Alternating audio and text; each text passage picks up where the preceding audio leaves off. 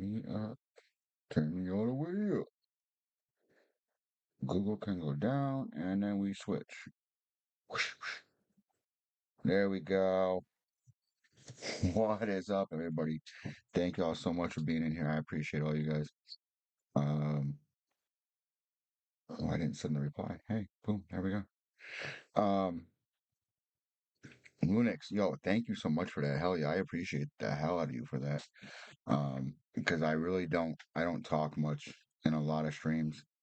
It's usually a lot of emotes. Bonky, let's go.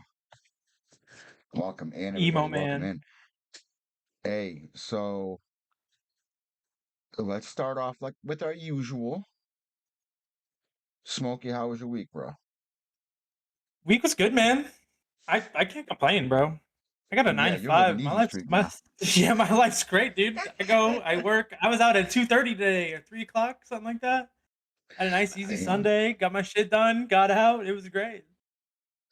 Yeah, no, I can't complain. I'm honestly like my mental Johnny's girl, state is welcome in. so much better now that I'm in a place where I can enjoy what I'm doing and not feel like I'm getting fucking pestered all day every single day. I So feel yeah, that. no, I got no complaints on the work side of things for once. I feel that. Yeah, it's just for me right now, it's the end of the month. So it's like watching my budget, watching how much I'm spending, Yeah. blah, blah, blah. So I don't have to I'm hear so it glad I don't have to worry about that. from the big wigs. I don't have to hear that crap anymore. I so don't want to hear it, but it is what it is. Yeah, I don't have to deal with any of that. I mean, the We only all thing got my our my biggest thing is party season coming up, obviously. I mean, shit's about to get crazy right. with parties and stuff and like basketball season. I mean, we're my work is literally right next to the basketball stadium. So once the Okay. season gets popping, if the Cavs start doing good, I'm sure we'll be bumping, some days. Right, right, right on. So we have our special guest sitting right next to me here, or sitting next to me on the screen. Hello. Right. uh, that one dude's life. Welcome in, man. Welcome to the podcast. Yeah, So good to have welcome, you on welcome here, in. man. I've Thank you, been thank you. I'm glad to be like here. I was so excited the minute Bonky was like, "Yo, listen, my son graduated not high school, culinary school, and he's he's getting into the life and everything. He's like, I think he would be really good on the podcast you do. I'm like, oh, bro, bet. Send me your name. And then 5 minutes later, you popped up in chat, and I'm like, let's go. Right. So Tink actually popped in and was like, "Hey, come to the chat." So I came in and then started talking to you, and here we are. Yeah, man. Love it. Love it. Love it. I love having new people on. And I was so excited about having someone out of culinary school to be on with us. So tell us what it was like. So how was culinary school? So I haven't gone to a specific school for culinary, but 2 years of culinary classes within my high school career. Okay. It's a Okay. little, it's a little different. But we had a state-of-the-art kitchen, and we ran a restaurant every Friday for students and faculty. Okay. That's cool. Mhm. Um, Honestly,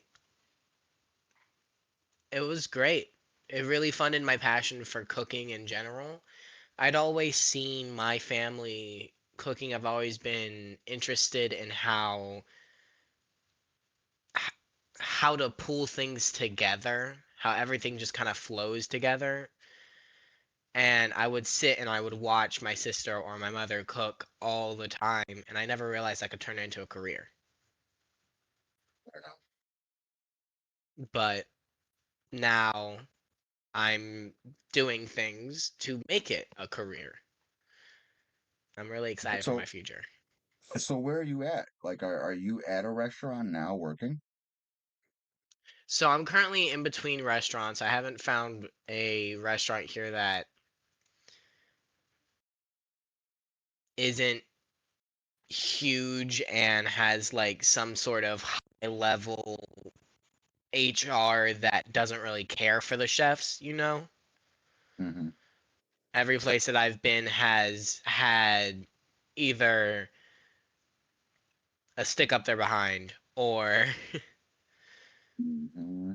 the other people didn't really care for the people who are working. Oh yeah. Well, that's pretty much how it's gonna be, but I've noticed, yeah. it's no matter where you go. I mean, I had to learn that the hard way because, like, for the longest time, I was at a Greek restaurant when I first started out as a dishwasher. One That's what I day, was about to say. My Go all the ahead, keep going. cooks walked out, and they were pissed off because the owner didn't want to give them a raise and give them more money because they all wanted a raise across the board. You know what I'm saying? And they were they had been fighting for it, and finally they just did a walkout. And he's like, "All right, well, fuck them. Um, hey, hey, dishwasher, you want to learn how to cook today?" I'm like, is it more money than what I'm getting now? Yeah, bet, sign me up. So then it started Right. there.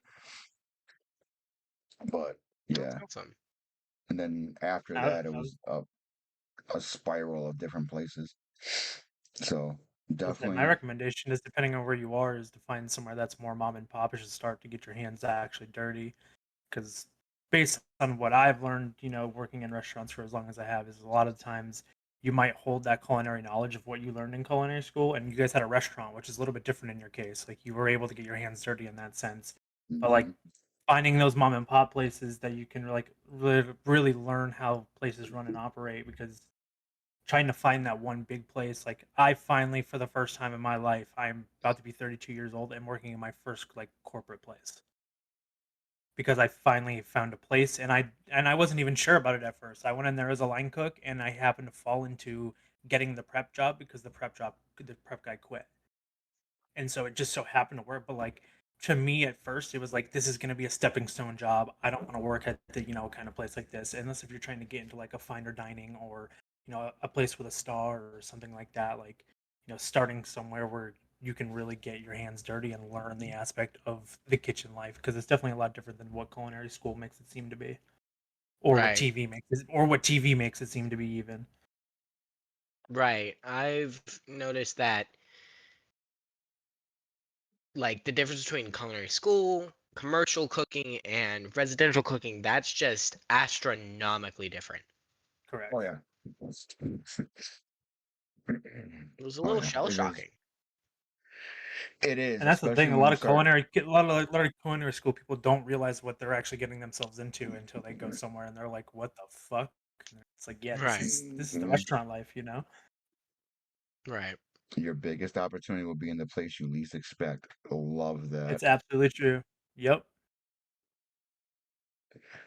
I See, love just like that. where I'm at now, like I didn't expect, like I had never, it was just a cooking job, and I needed a job at the time, and I took it, and it was a sous that's chef yeah. position, and I wasn't going to be in charge of a building, and then there was an executive sous chef position, and I took that job, and it was just taking a job, even though I didn't really want per se that job, but I took it anyway, and then come to find out, oh, well, now I get health benefits. Now I get dental, vision, paid time off. Like 99% of the restaurants, okay, 100% of the restaurants that I've worked in before this, you don't get that at all. And if you do, you have to pay for it out of your own pocket, which now I don't have to worry about. Like I get paid time. Like the paid time off is, and the sick days are my most favorite thing to use. Like I see them rolling, like just stacking up, and then I'm like, okay, I'm gonna take a fucking week off. Fuck this. Right. Where So I work, my sorry, go ahead. no, go ahead. No, no, no.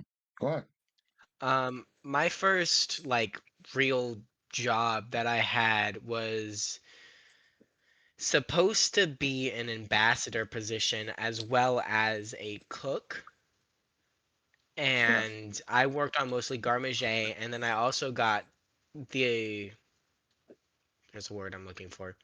I also got the opportunity to see the front of the house because I was working as a meat carver for their buffet they had on Sundays. Um, I really enjoyed my job. I was really upset when I inevitably had to quit.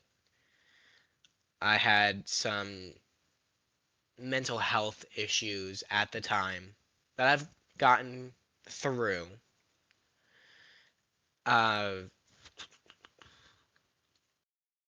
but like I really loved it. It was genuinely a great opportunity for me when it came with PTO and benefits and things like that. And it came with a ton of experience that I would not have had going into my second job if I didn't have that. I always bounced around when I was younger, just to get experience everywhere and anywhere, and meeting new people and different chefs, and just getting your knowledge wherever you can. It's not a bad thing. Absolutely. That's how you become a Yeah, great chef. yeah. Especially early in your career, don't be afraid to be a nomad and job hop Yep, for a while. yep. Don't be I know it afraid of doesn't that. necessarily look Actually super. embrace it and do it for sure. Yeah, Mhm. I Because feel like the restaurant that way, industry is one of the few professions that you can get away with that and it'd be okay. yes, Like you try to do that 100%. in other places in any other occupation, like it doesn't float, and they're like, "Wow, this person's not reliable." But like in the chef world, it's just there's already so much turnover and shit anyway that like you can get away with having a lot of different places on your. Right. Thank you, That Mama's House, for pinning that for me. Um, that makes me feel good considering I was like upset with myself for bouncing around, but don't but be, Nah, that really definitely not. don't be. validates. Definitely Yeah, not. definitely don't be. And like I was saying, it's an opportunity for you when you're growing and learning in this field in this life.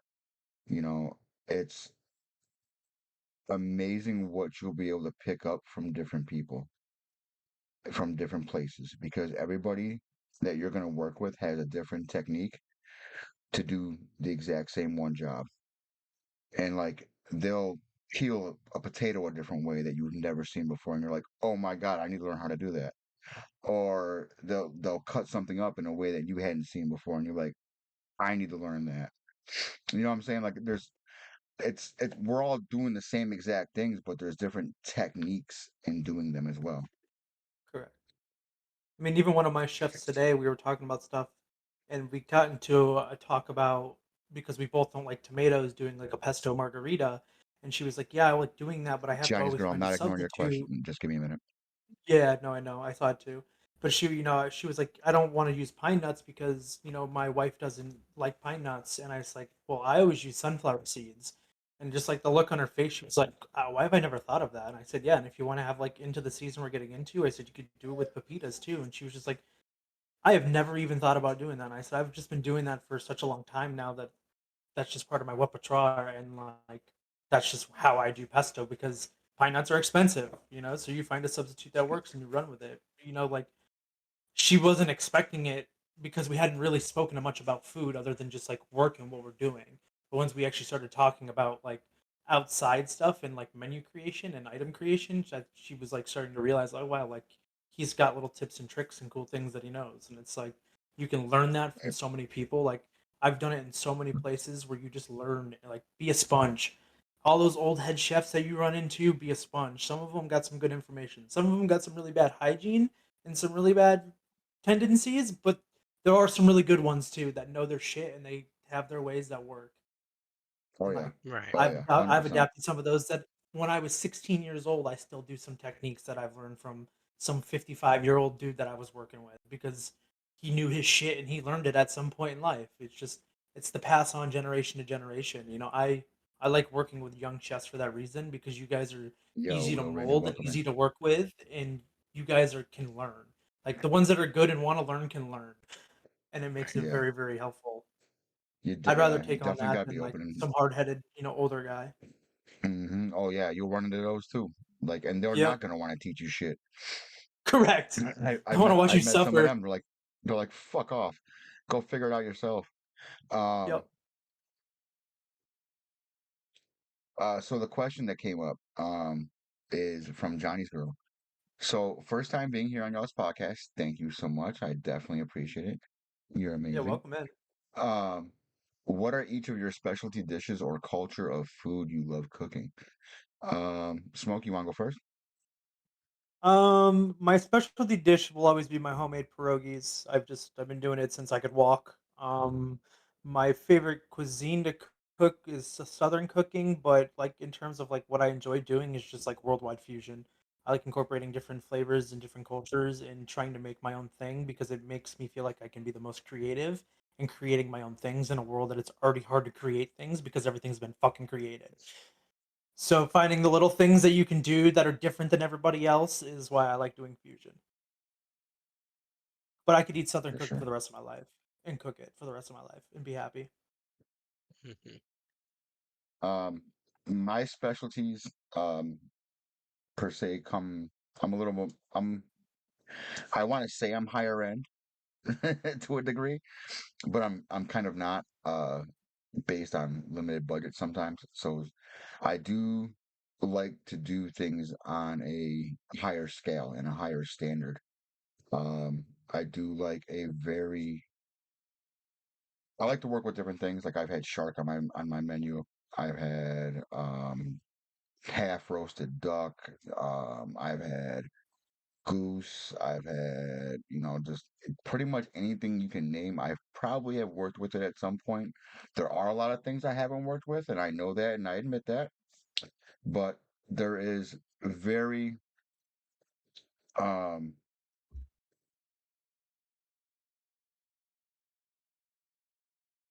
I really have always aspired to want to do like that 5 star or that Michelin star chef type stuff. I love that kind of shit because that's something I've never been able to do because I haven't worked with any Michelin star chefs or worked in a Michelin star chef restaurant.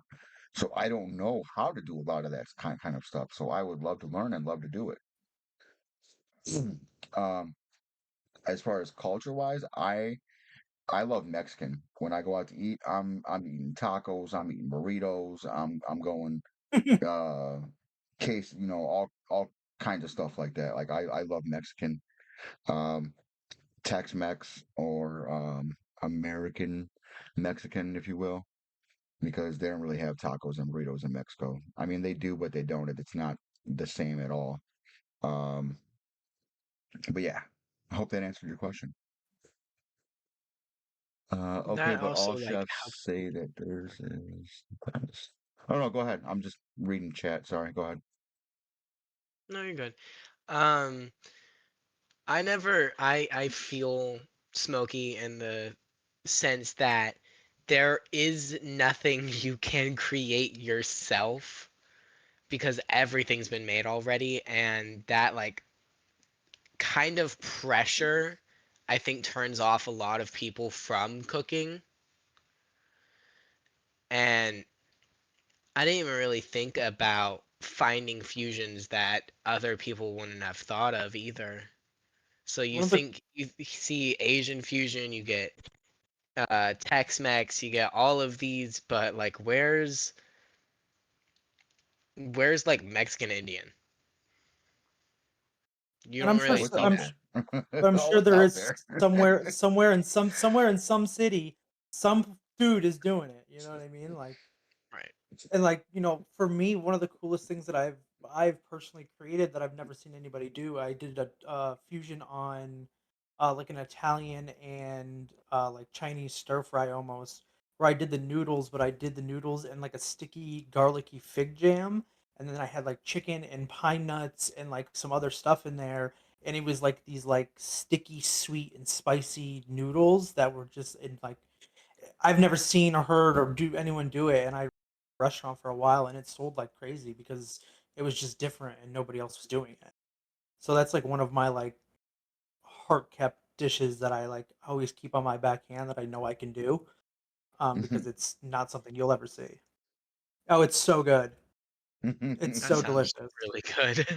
It does I sound was good. playing around with fig. I was playing around with fig jam one day, and then I like started playing around with it with some chicken stock, and then I started turning it into a sauce, and then I was like, well, hold on a second here, and then I like let it cool and saw the consistency that I got, and then like it became a Curry thing, and I burrito. just kept growing it.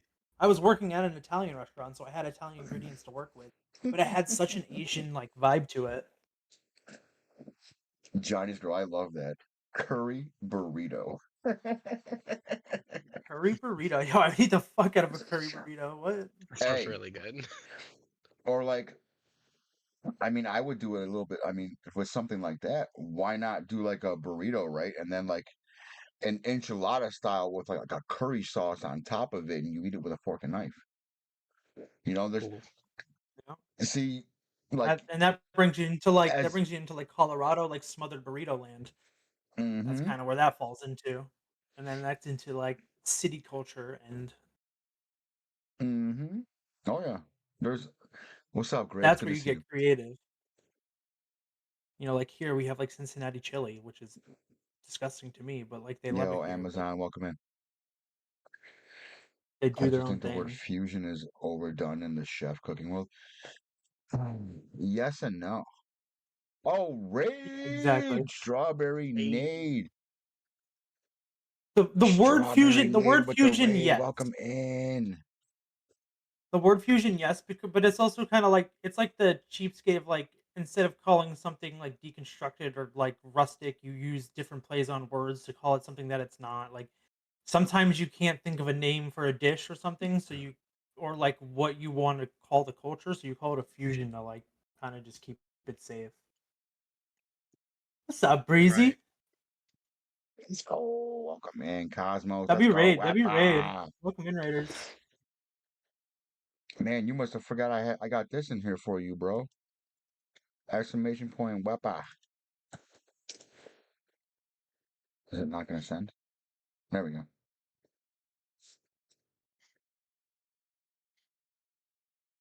Oh, So, there we go. Chef Mega and Smokey, what are when you are like at home, how do you do simple dishes or do you really go all out? Do you like do you plate well? Do you is it mostly I like make pizza rolls? no, no. I mean, I cook stuff. Like I always have chicken. I always have beef. I mean, like I do have frozen stuff as well. But like I don't really do like plating stuff at home. I mean, I live alone and I work all day anyway, so I just go home and make what I want to make and then eat it. But I do like I'll cook myself like pork loins and stuff like that. I Hey, actually Breezy, just welcome from in. my job, they gave me their old slicer because I got a new one. So I have a slicer that I can play around with and start slicing stuff, which will be That's cool because awesome. I now have a restaurant size slicer that I can play around with, which is great. That's Um, awesome. but I don't like go crazy or like post stuff on Instagram. I mean, like I probably should. It'd probably help, with my career and or like just my image. But like I don't know. I just eat to eat, I guess. Right. I See, love for me creating and personally, cooking food and cooking for others, but when it comes to eating for myself, I'm whatever. I'm more grateful when people cook for me than anything. Like yes, 100%. that's more what it is. Like I just feed myself because I know I need the sustenance, not because Oh yeah. I want to make myself something Right. crazy. Cooking for other people is always Yeah, better than just like cooking for yourself. You always put more yeah. effort into it. Oh yeah. Plus, if I like Oh yeah. the shit that I don't want to end up doing, I'd end up spending like $150 on dinner for myself, which is just fucking madness. Like, if I'm gonna do stuff, I like to get away with like being able to get stuff from the restaurant and put it on specials, and then be able to eat it because I get to try it, and then like that's how you kind of get away with like eating good in that sense. But I don't really get to do that anymore on my current job. So Yeah, for me personally, I feel like I yeah, it's do fuck it. It's seriously. I don't really cook at home. I hardly cook at home. And when I do, the extravagance of it depends on my mood and my energy. Like if I'm in a good mood and I got the energy, I'll do something nice for my family. I'll cook the shit out of some food for them, you know what I mean? But like otherwise, it's like, ugh, can we just order something? Right. I'm I'm terrible. I really am in that way because like I do it 5, sometimes 6 days a week, and it's like my time off. It's like I'm just trying to chill with my family, especially Right. because I have a little daughter. I got a 5-year-old, so it's like, and I got a puppy now, and that's kind of a pain in the ass, but it is what it is. Yeah, I bet. John, just So go when it for comes, me. That question depends on what I'm cooking. Honestly, I mean, I have oh, my cast iron. I Lord, love my cast cast iron. iron. I don't have any dabs right now, but I'll hit my. I love my cast iron. I use it all the time. But certain things I do like my non-sticks. Yeah, I use more non-stick than anything else. I don't have a cast iron in my kitchen, to be honest, and it kind of sucks. Um, but I don't do a whole lot of it anyway, so it's not like the biggest deal to me ever to not have a cast iron. Would I like one and use one? Yeah, but like, is it a necessity? Not really. I like to use cast iron for health benefits as well as I just like the way it cooks, but I do want at least one stainless steel pan because it is technically the best for searing foods, and I love a good sear. Exactly. That's what I was about to say. I like my those for searing stuff. Hmm. Currently, we have Hexaclad. I think it's okay. So, dude, what's your next step? Like, what do you plan on doing next? So Like, are right you now, are in you between high school and college, I'm looking for some sort of entry level job, whether that's cooking or just vaguely hospitality. Um, so I can build up money and then go to school so I'm not drowning in debt. Oh, absolutely. I 100% understand Right. that. Bonky and Tinka probably aren't gonna like me for saying this, but you don't need college to excel in the culinary field. If you decide that the culinary field is what you want to do, you really don't need school for it per se. But there will come a point where you're gonna want it, or at least some kind of certification. Like I went through the ACF, the American Culinary Federation, to go become a chef de cuisine, so that way I could use it for the next step in my career personally. And I only did this within the past year and a half, 2 years. So sometimes you may fall into a position to where you could land a way better fucking job if you got that paperwork behind you. And it does help, but at the same point, nothing is going to be better, in my opinion, than learning in the kitchen as you go. I mean, go get the paperwork, get the stuff behind you to back you, and then jump right into, like, don't come out of culinary school asking to be an executive chef somewhere. Don't. Please don't. I beg of you, please don't. You will be ridiculed, laughed, and harassed for doing that. You're better And you off said it just right. taking like a low, Garmager was a great place to start. yeah, That's like, exactly where you want to start. That is yep, where I started. Yeah, that's exactly where you want. That was when you said that. Um, I was like, that's the perfect place to start. Like, it is. It really right. is. I And then, no, go ahead. Bonky actually signed me up for ACF, and within my high school culinary classes, I obtained my Serve Safe food handler certification and my Mm-hmm. Serve Safe Mm-hmm. manager's certification. yeah, yeah. Yep, And so I could literally basically run a restaurant on knowledge right now, but not on experience, and that is what's Yep.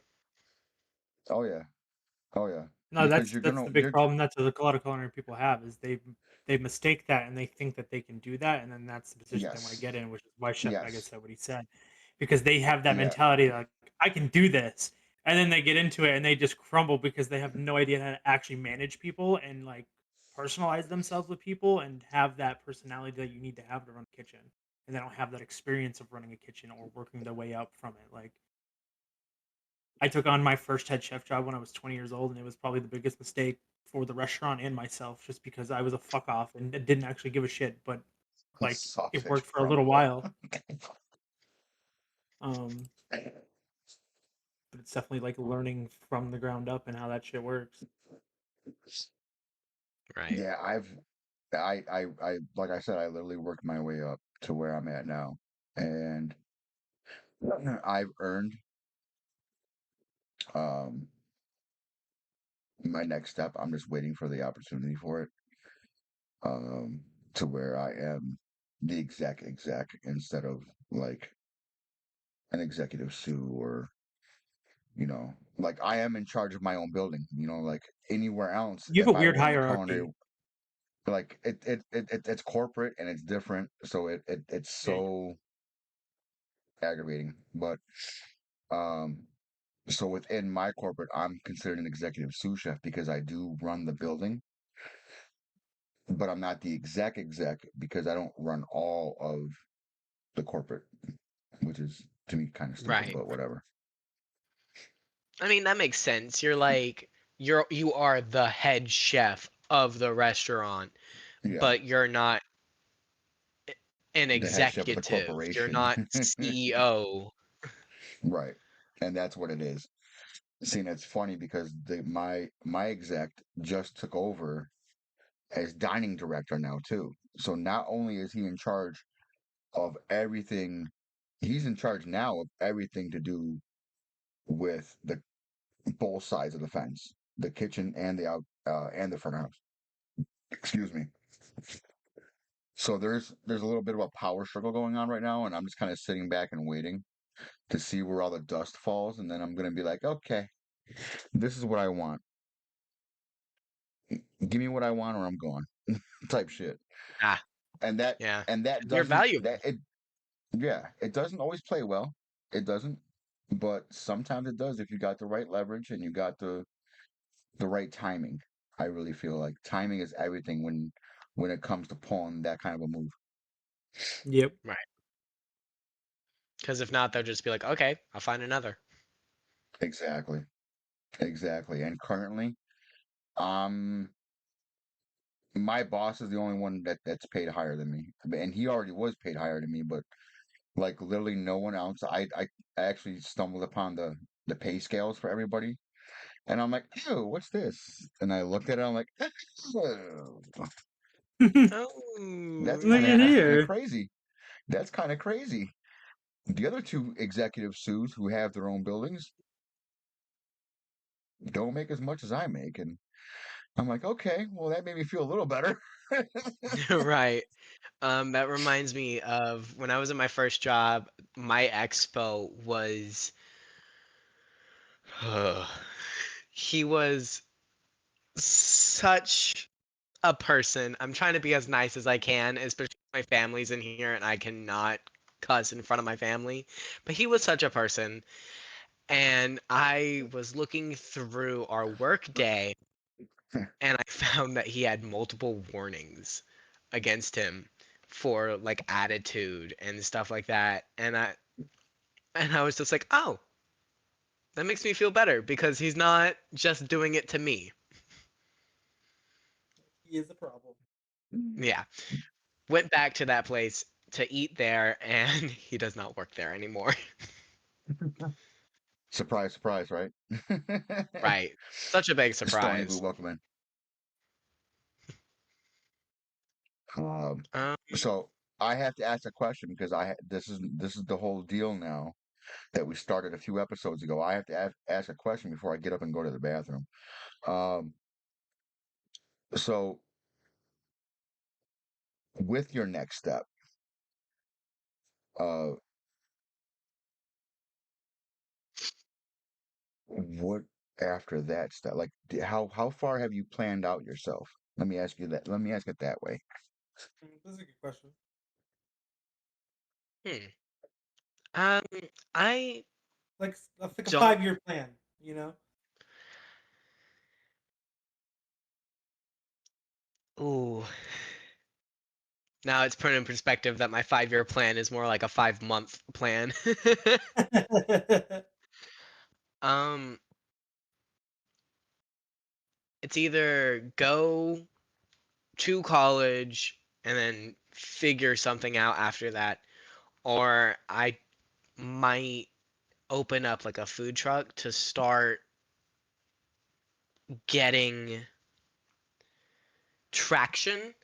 And once I have money and traction, I can open a big restaurant more stable somewhere, wherever that is, whether that's here, whether that's Miami. It's definitely a lot, you know. Right. Um, between now and then, honestly, it's just gonna take a lot of like scrounging for money and people who will actually hire me at this moment. Can I offer you a bit of free advice? Yeah, of course. Love constructive criticism and advice. You're gonna think of this as not what you want, and you're probably not gonna like it. I told my oldest daughter I told my oldest daughter who is now 22, 22, about to be 23 this coming summer, my stepdaughter. And I'm like, she wanted out the house, she wanted away from us. When you turn 18, you want to hit that fucking ground running, right? You want to get the fuck out of mom and dad's house. You want your own place, your own this, your own that. Trust me when I tell you, if you're not going to college or if you're not pursuing a higher level um, paperwork, stay where you're at, stack your money up, get bullshit jobs if you have to, get two bullshit jobs if you have to, stack your money up, get your money looking real good, and then start making some moves. I wish I had done that. See, like there's so many things I wish I had done differently if I could go back in time. Like I Right. was as you know, so I was but working it's three not. jobs at one point and for all the wrong reasons. Let's put it that way. Yeah, and you don't want to grind yourself either. You don't want to kill yourself in the Yep. process because for as young as you are, you could be burned out of it within a couple of years. Like burnout is different for everybody based on who they are and how much passion they have for the culinary world and whatnot. So it's a very delicate balance. Yeah, I don't. That's okay. Just go ahead and say it. Go fuck yourself, old man. No, no, no, no, no, no. Uh, I understand that in this economy today, you will not be able to get a house or an apartment fresh out the gate like you could 20 years ago. And I hate it. I do. I wish if I could fix it, I could, but there's nothing I can do in my power but save money until get and if I do have to get out of the situation that I'm in, which I'm not, love my family, I could move in with roommates to be able to save money Yeah, instead of that's just always a trying to good move take too. on an entire apartment by myself. If you do that, definitely make sure it's with people you trust because I made Right. that mistake before too. And then nobody wanted to pay the rent, and then all of a sudden I'm the one left holding the bag type of shit. Like that's happened to me before, so I already know. In that situation, I'd just be like, all right, I'm looking for a new place. You have fun with the rent. Just Right. go ahead and, nah, not how this is going to go. Yeah, very true, Mama's house. It definitely did take me a long time to really find my passion per se because like I loved cooking and I was good at it. Was it my passion? No, it was a job. And that's how I always looked at it. I looked at it like a job, not like a career lifestyle thing. And then I turn around and here I am. Oh shit, I'm pushing 40. Uh, it's too late to fucking change now. All right, let's start getting serious about this. 40 years old, I'm getting serious about my career now. You know what I mean? Like that I'm 42 now, but like 3 years ago, like thinking the I was never thinking about the long road. And I really feel like if you're gonna be in this industry, you're gonna want to think about the long road. Because it will definitely wear you the fuck out. Wicked Demon, welcome in. Thank you for that follow. Right. I've noticed that if I don't see it as like somewhere I can move in, because in my last job, I loved it, but it was a job. We already had so many people, and it was such a small place that Mhm. I knew I was not going to be able to move up. And I saw that as a job, not a career. Right. And inevitably, that's when my mental health tanked again. And now I'm in between jobs. Feel it though. You Yeah. gotta, like I said, man, you gotta do what's best for you, man. You gotta look for pretty much take whatever. Take whatever you can get. I mean, at least at that point you're getting money, but then don't stop looking somewhere else. You know what I mean? Yep. Right. Like just because you got a job, Uh, don't stop looking for the next best one or where you could be better off. Don't settle. Is pretty much what I'm telling you is don't settle. right. My Indeed is always open. I get apps sent to me all the time. Mine is Hmm. like, your culinary background fits for this thing. And I'm like, yeah, it does fit for this thing, but are they going to hire me? Probably not, but you should still apply anyways. Uh, Absolutely. my I mean, what's the my worst anyone's high going to school tell you is business no? teacher. Right. No. Okay. Bye. Find another one. Exactly. My high school business class, it was Gov and Econ, and during the Econ part of it, she made sure to teach us. Are you saying hold on? No, go ahead. No, no, no. You go Um, ahead. I was telling chat because Bonky. I love this question from Bonky. all right. I'll make it quick then. But No, you're good. No, my, take your time. We're here for three well, I hours. You're also want good. to hear this. Also want to hear this because it's one of the questions I have up in my mind. My Okay. high school business teacher basically told us to always Crack chat. keep applying, uh, interviewing, never stop interviewing, and never stop applying for jobs. And she has, even though she's a teacher, she's great. She has a great budget. She has a credit score of like over 600, I think she said. And Okay. she also taught me how to use credit cards and stuff like that. It was great.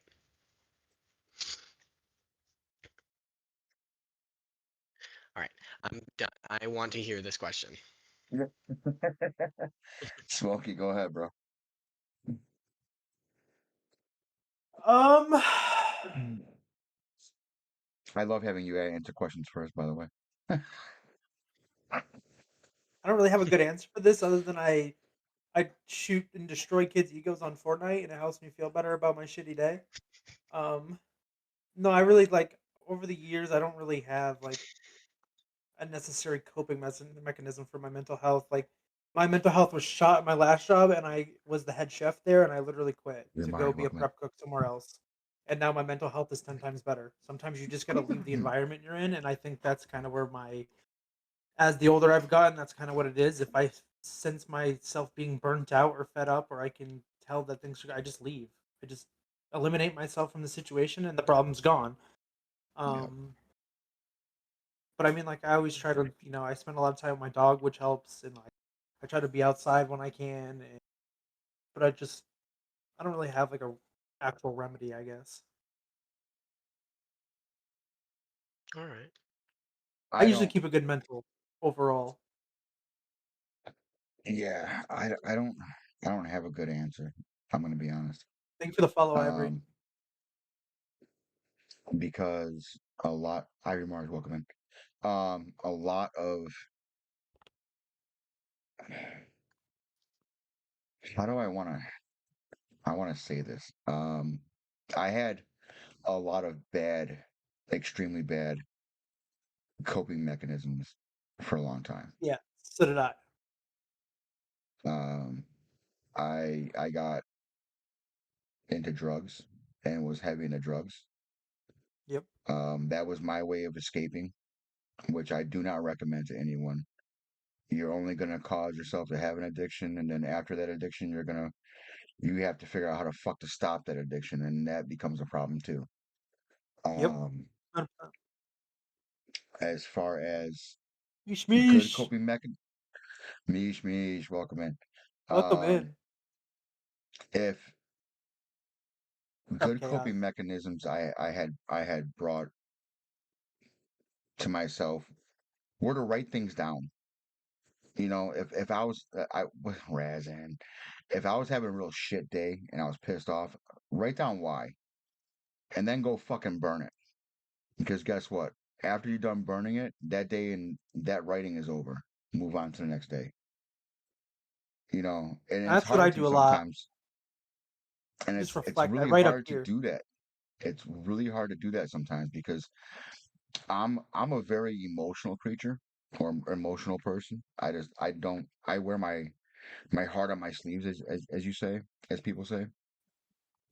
Um, but finding different ways for yourself that works with the mental health. I'm also glad you said that because that also brings me into um, a very positive thing that I'm doing with the Burnt Chef Project. I don't know if you guys know this or not, but the Burnt Chef Project is a um, non for profit that strictly focuses on dealing with mental health issues within the service industry. If you see, where is it? Yep, I'm pointing the right way. Up here in the corner is a QR code, and that will take you to my um, fundraiser that I put together for the Burnt Chef Project, and I'm trying to raise money to help them because that's how fundraising for them is how they keep going, and they have a lot of things in place like um, how to train your staff, how to properly talk to your staff because us old guys, you know, we talk to our staff in a manner sometimes that they shouldn't be talked to. And we don't mean to because that's just how we were talked to when we were coming up in the industry. Yep. Absolutely. Form of And it's like ooh, it generational it's and trauma. it's yes. And it also provides a lot of other things too. Like they have like you could reach out to them personally and be like, hey, I'm having mental health issues and I'd really like to talk to somebody. And they'll talk to you. That's pretty much what they do. That's their job. Is that they'll talk to you like and help you, figure out good coping mechanisms and everything needed to um move forward and get better. So oh, oh it didn't come up again. But the head and the heart, that is the name of the um fundraiser for the Burn Chef Project. I love that, and I love what you're doing with that. And Mish, I appreciate uh, what you said. The categorize what's important and what needs my attention and what's not important, because I sometimes take to heart things that are just not worth it. Yep. Mhm. Yep. I do it too. I still Say do it I at also my do it. You're not at my alone. age. I take shit personal when I shouldn't take shit personal. Right. That's And I just like the burn book idea, the writing and then burning it. It would yeah. be very therapeutic, I'm sure. Oh, it I used to start having fires out back or in the, like little bonfires kind of thing. And like once a week, I would write down if that day pissed me off and why it pissed me off. And at the end of the week, all those papers would go into the bonfire and sit back, have a drink, have a smoke, and having a drink and having a smoke are also bad habits to pick up. Please don't do that. Uh, but that's one of the things I did. It was a better alternative than the drugs. So Right. there's that. So, like me, when I'm old enough, of course, I don't know what you mean by smoke. If it's, Cigarette. uh, I smoke cigarettes. I right. mean, I vape in Um, I vape in the house, but like if I can go outside for a cigarette, that's what I normally do. right. I see things like marijuana as like a glass of wine after dinner. Correct. Does it make Yeah. like it's I don't I mean, see it in the same breath as it's categorized in the same sense that heroin is, and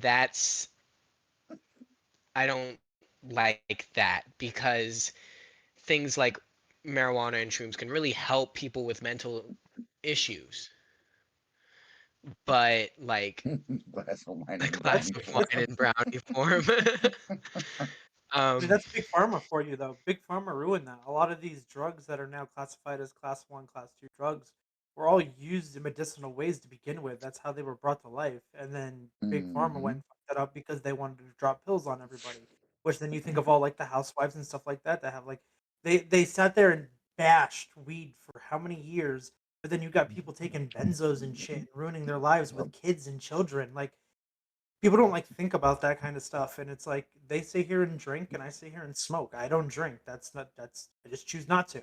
So everyone has their cup of tea and everyone has their vice. They do right. they hate on it for the wrong reasons. Like,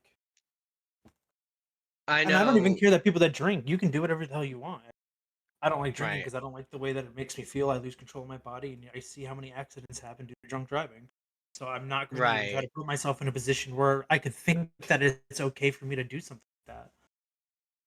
See, and I had Right. I had a And few issues with drinking, so it's like now when I drink at home. I drink where I know I'm not going to be going nowhere. I'm not going to be doing nothing. I have a set amount that I plan on drinking. If I drink that amount, okay. If I don't drink all of that amount, even better. right. I know my family isn't here, but everybody knows when you're in high school and like the beginning of college, you try things. I've tried alcohol. I don't prefer it. I don't like the way it makes me feel. I get very Yep. depressed, and I have not really tried smoking that much, but I don't see much wrong with it. Smoking just had a bad name from the jump Appreciate you, Real for no Ninja. reason. I mean, I've had my medical card for almost 10 years now. I mean, once it's become a medicine, it's now can like people give me shit all the time, and I'm like, it's literally medicine. Like, Right. I It was see. given it was given to us. It's from the earth. It's not synthetic. yep, There's no reason why we shouldn't use it. correct. Well, cocaine's from the earth too. It is. doesn't That doesn't is mean you should true. do it. Yeah, I You know what didn't I really. mean? And if you think about it, opioids come from But it's. poppies. But I'm gonna say, but you got to think though, like, yes, it might be from the earth, but it's man-made in a sense that like weed can cure and grow on its own for the most part. I mean, Yeah, you got to trim it. But, yeah. like, you got to do shit to cocaine to make it cocaine. You got to cook cocaine to Right, make it into crack. You got to do shit to heroin. You got like this Yes, isn't like yeah, sure there is ingredients that are made from the earth. That doesn't mean that it's like weed. right. right. See, It's but just that's why another, they called just it another herb. the gateway Yeah, drug for the long time. And another reason they called it the gateway drug was because it was illegal at the time. So you had to go find a dealer or find somebody who sold the shit in order to get it. And now There's a shop on every fucking corner that sells it. Right. If you go to places where it's like legal, you don't really smell it. But the moment it's illegal in places like where I live, you wake up in the morning, you step outside, and you get splashed in the face with skunk smell.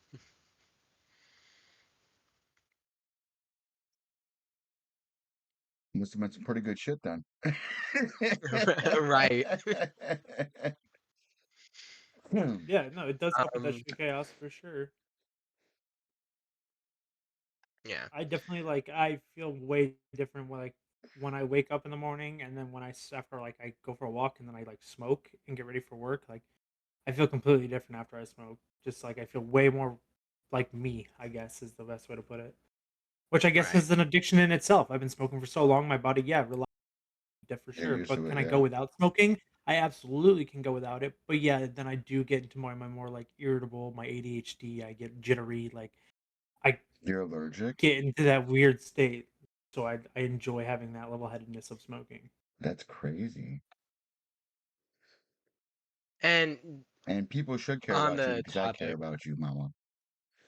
right, on the topic, I think people should be more mindful of where they do it and how it smells. Like, there's plenty of options to not smell it. There's vapes, there's edibles, there's tinctures, there's a bunch of things. Mhm.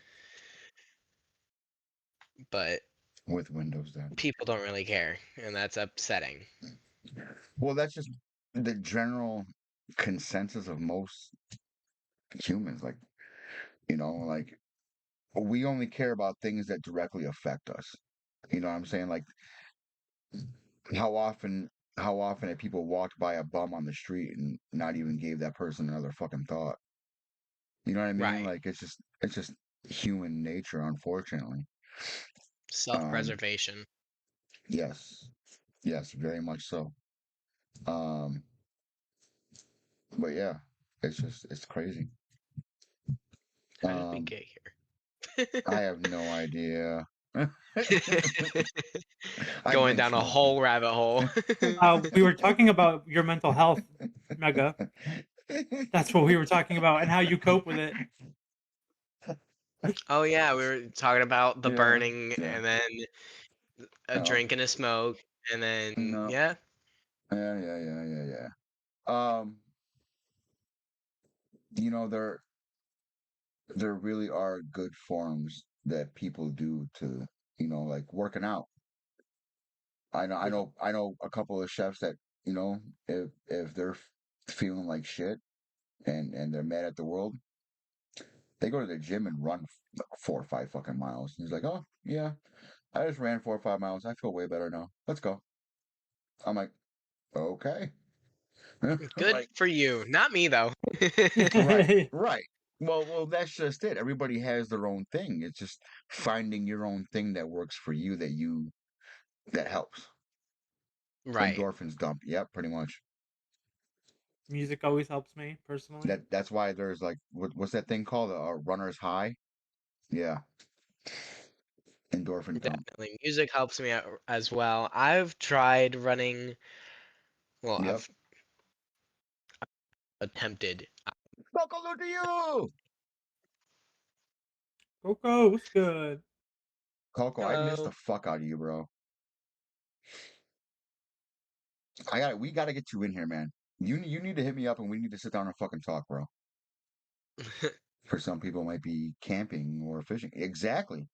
I know. I have one of the cooks that I have from the main building that helps me out. Justin. I don't know if you guys have been to the stream, but Justin's in there every so often. On his break, Justin goes fishing. Like literally, for his hour break, he goes fishing. I love that. I don't know how much you can catch in an hour, but Well, no, he's just out there just to do it. Like, you know what I'm saying? Like, not even really to catch anything per se. And if he does catch something, great. If not, he's like, I'm just out here doing me. right. And nobody can blame him for it. Great. trying to organize some things on my right screen so I can see chat, have notes, and all the jazz. John, depends how much Depends on how much WD-40 you WD-40 you spray spray on on. the hook. I don't know. I don't go fishing. To me, personally, it's too boring. I get that. Bonky, I know he likes crabbing. Okay. We were supposed to do that today, crabbing, like for blue crabs. Um, we were supposed to do that today, but the bait we have is not ripe yet. Okay. By ripe, I mean stinky. Hmm. Coco, what do you do when you feel burned out?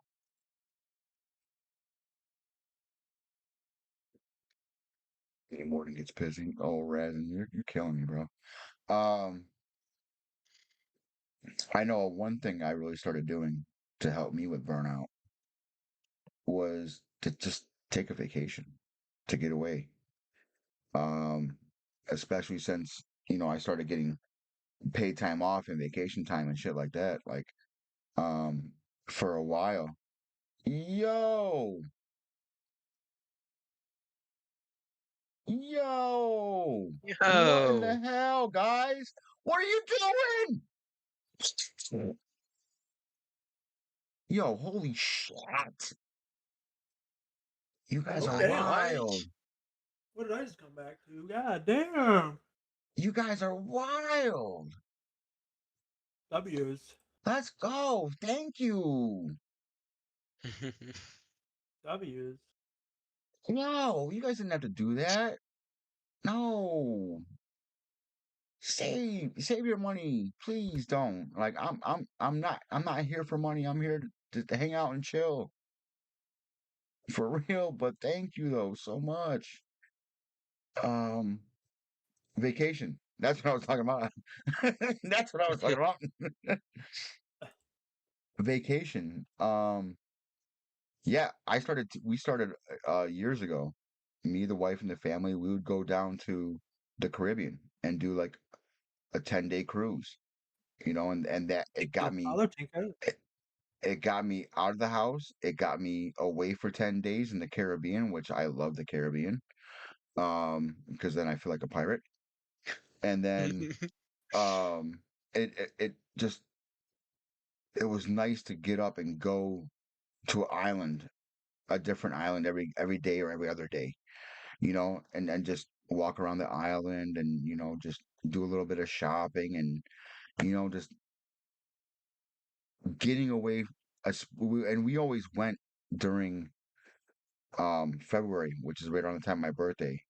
And for here in Buffalo, Bonky, what the fuck? I just told y'all to stop. Oh, that was to me. Yo, Bonky, thank you. Jesus. We were streaming Damn, you together. guys It's are crazy. shared. Thank you so much.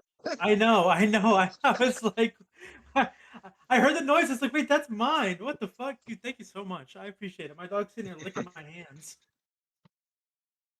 sitting here listening. Thank you guys so Uh, much.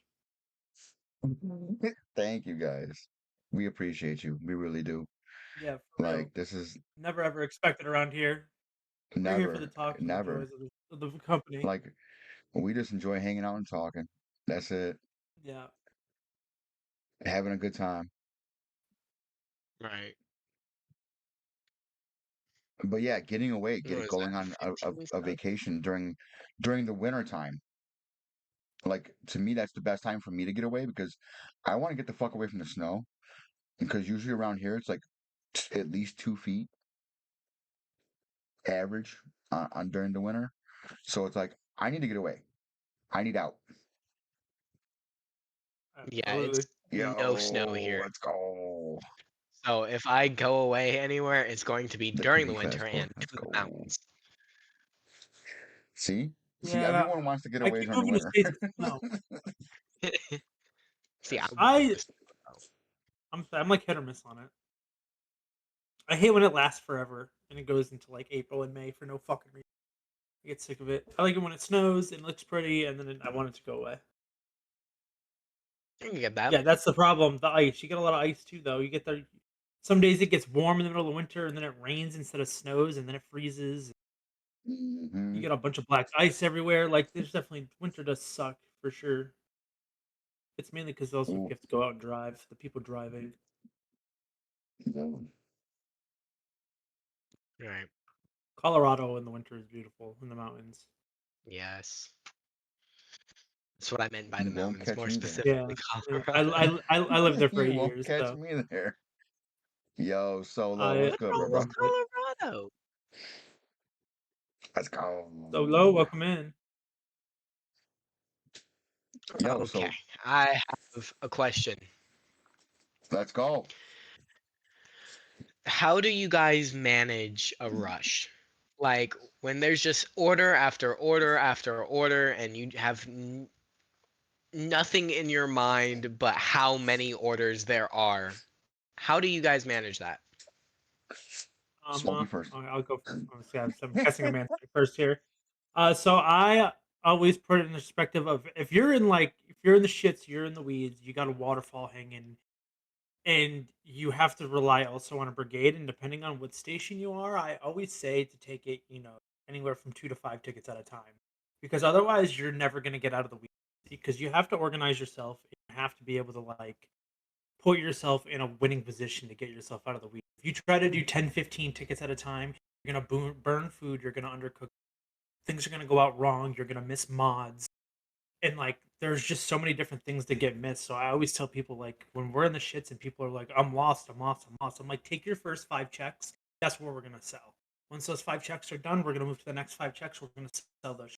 Before you know it, you're down to nothing, and it might take a little bit. It might take you 30, 40 minutes, but you get out of that rut in those situations. And if you can catch it before it's bad, and you can like the last place that I was just head chef at, their POS system was really, really messed up. So like apps would come in at the same time as entrees and desserts, and it was like we only had 2 ticket machines. So the fry would get one of the tickets, the expo, the middle guy would get another one of the tickets, and then the other station, the expo would get one side, and the garmager would get the other. So it was like this shit show, but you had to decipher it. So every The time the shitty grill POS or system. every time the fry people that would work for us would get in the weeds because they got the most apps and stuff along with entrees and burgers and all of that. So I always had to tell them to prioritize. If you get appetizers, you need to automatically push your appetizers to the front and then focus on those. It's like focus on the entrees at the same time, but your main focus is to get your apps out because that gets people at least eating and keeps them settled while you're trying to get yourself out of the weeds. Think of It's it definitely like about balance. courses. Yeah, exactly. Like you almost got to try to course it yourself. It depends on the style of restaurant. Right Right. now, it's just go. My restaurant that I'm at right now is just go, go, go. Like we'll get 25 tickets in, and I'll put up all that food even if the other people aren't ready because we have Mm, these huge ass hot lamps. The food stays hot. Like you don't have to actually worry about it. But in other Right. places, you have to coincide and be in sync and get those checks out and get food out. Especially if you don't have a big window or a big pass, or you only have one food runner, or there's just so much that goes into it. All right. 100%. Um, yeah. For me, it's pretty much the same. I always um I just tell them to slow down. I'm like, slow down, take your time, do it right. Yep. Focus on a couple of checks at a time. Don't get overwhelmed because guess what? Shit's gonna keep coming in till it's done. But all you can do at that point is just focus. And if you have to slow everything down in order to do that, that's what you need to do. I'd rather a check take 35 minutes and go out right than be rushed and go out in Mm-hmm. 22 minutes and be sent back. What's the point of sending Yes. it out? My husband hates cooking. He's by far All the right. garbage. It's true. Yes, yes. Coco, absolutely 100%. Having the right people in the right places Yep. when you Places and run your places kitchen, always. yeah. If you have the right people in the right places, that it makes and breaks um a lot for sure. Now I've worked Um, at a place where I got everybody cross trained so well that we used to play. thank you We for we painting only that played it mama. twice, but we played this game called Musical Stations where we would be working during Hey, service and space. the song would change and we would swap stations. Didn't matter where we were in the tickets, just switch state. But we were so coincided. We only tried it once or twice and it worked. We were able to do it, but it was just like when you find the right cooks and you find the right people and you can get people either cross trained or have those aces in places. Like I know I can go anywhere and go grind down a Friday night sausage station in a restaurant. You put a menu in front of me, or I can look at the ingredients and see what's in front. Like, give me an hour and a half Hmm. in there before service. I guarantee you, I can work your Friday night service. Doesn't matter where I go. I'll figure it out. For The sure. biggest problem would be plating. That'll be how do you guys want to plate it? And you show me Right. once, I'll do every plate that way. Yep. And all that takes is time, really, Yep. and all it. Um. Okay, so we got a couple of questions. Would you guys ever start a food truck? We've actually talked about this before, and I really would love the opportunity to. Um, but thank you, A Space. But the likelihood of that happening anytime soon is very slim for me because I've seen how much food trucks cost, and it would be me having to go out and buy it, and then you know, especially it would have to be a used one because I definitely couldn't afford a new one. So it would be like cleaning the equipment, setting up the new equipment, blah blah blah blah. So to a certain extent, 100% if I had the finances for Mine it. was my perspective got changed once we started doing these podcasts. Um, At first, I've done a couple chef consultant jobs for food trucks out in Colorado, and realizing all the rules and the regulations that they had, it was super off-putting to me. But then realizing and learning through doing these podcasts that state to state it varies by having food truck people on here. It kind of put me back onto it, but then I run into the same exact boat that Mega's in. It's just the financial situation of it. Because if I were to actually look at Ohio regulations and see if it was worth it, it would be a cool thing to have. Because I would like to work for myself at any capacity. I hate working for other people. I'm so sick of it. Like I would rather work my ass off for 80 hours working for myself than working for somebody at the end of the day doesn't give a shit about my well being. Right. Right. For I sure. would love to work for myself, but in this moment, I have to build my way up to that. Um, with do y'all look down as bigger chefs, as like veterans? Do y'all look down on food trucks? No, absolutely not. Wish I had my own. Okay. I get jealous. Right, because that little bit of a fear of mine is that I'm not gonna be like a real chef if I were to start a food truck. I think you're more of a chef. You're doing your Oh own yeah, thing. You're creating your own menu. You're providing your own cash. You're prepping your own food. You're preparing yourself. You're doing all of your costs. I mean, you're a chef. facts, You're doing your fucking facts. thing. You know what I mean? Like that in itself is being a chef because you're taking it that next step. Like I Well, think food trucks are great. It's just hard because a lot of people want that actual foundation. They want the restaurant. They want the property. They want. I mean, that right. is Right. the greatest goal of them all. But if you want to be mobile and depending on what you want to do, like I dreamed about going through festival circuits and creating new dishes depending on the festival. Like that was my dream at one point in life. I thought it would have been so cool. And it just all depends on how you want to do your truck and what you want to do and what you want to master. Yep, exactly, Alright. Coco. 100%. See, Hmm. Let me check my sorry, the little wife was list texting here. me. What do you see like rookie chefs doing wrong?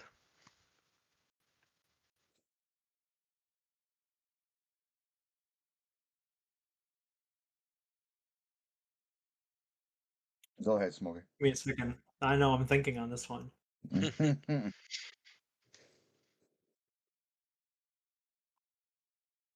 Um,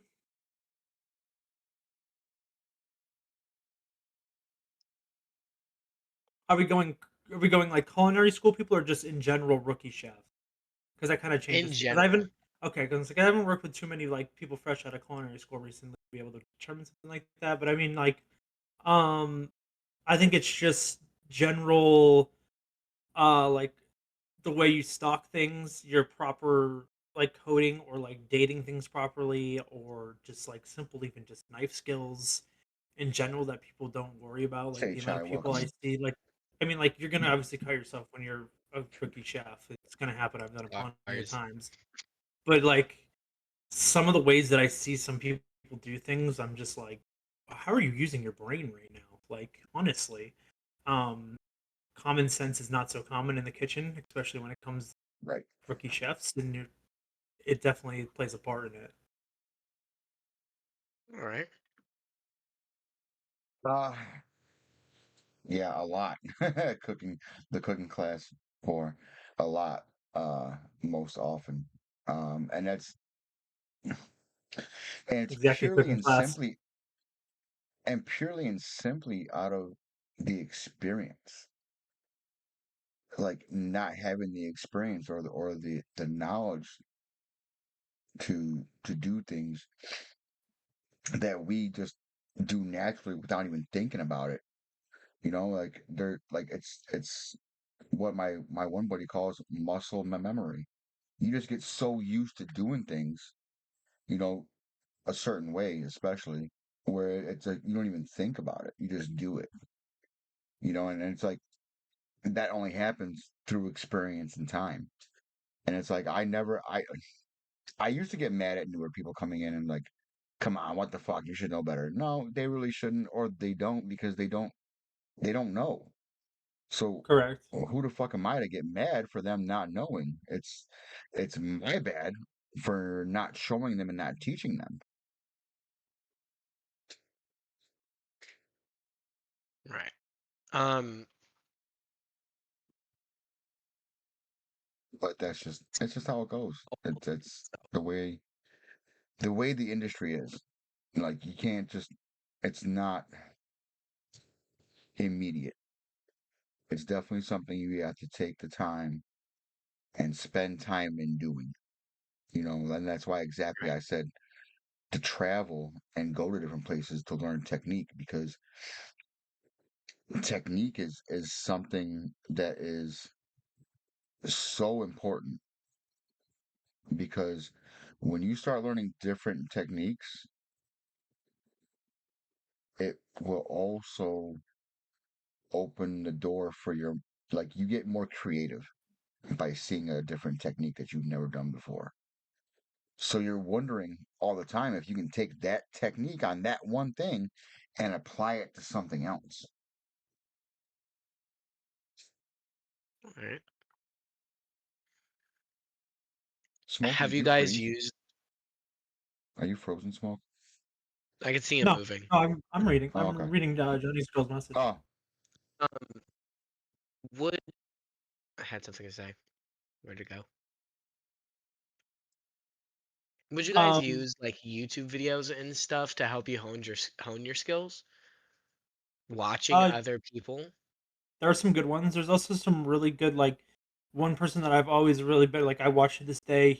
I watch him on Facebook. He just pops up, but it's Ember Restaurant, and it's literally like chefs from a restaurant in Montana that are just showing what they do and their farm to table life and high end food that they do, and like they show you how they break down their dishes and how they make their dishes, and just like learning their techniques and like sure they have things that not everybody has. Not everyone has like a sous vide or some of the like chambers that they have and they use, but you can learn stuff from a lot of stuff online these days, like that you couldn't learn before, that you had to learn from word of mouth or being in there in a kitchen with somebody.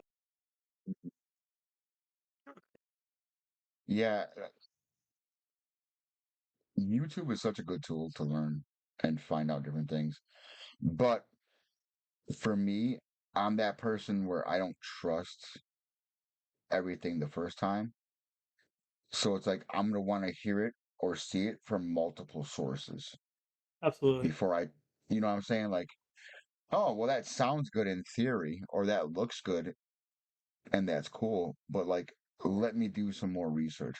Let me do other avenues. Let me look at other videos from other people, type of thing. Lots of research rather than just like one person. There's Got it. also it's also good for like inspiration. Like if you're trying to Yes. look for stuff, like looking for dishes or ideas and stuff, like I use Google, I use videos, I use Flavor Bible, cookbooks. I mean, I use so many different things to just like if I'm trying to come up with a special or a menu item or whatever the case may be, dinner idea, like it's a good thing to look at multiple different sources, and then that'll help you create your own thing without feeling like you're just copycatting some. And that Yeah, helps with because like your culinary I'll growth. definitely like Google it and then look at the different Google recommendations. Like, hey, this came up, this came up, this came up, this came up. And I'll look at all of them. I'll look at least 5 to 6 of them before I make any kind of thought process to move forward. Yep, exactly. Right. Johnny's girl. So I'm that one dude's sister. My husband works at blue collar solar farms as a foreman.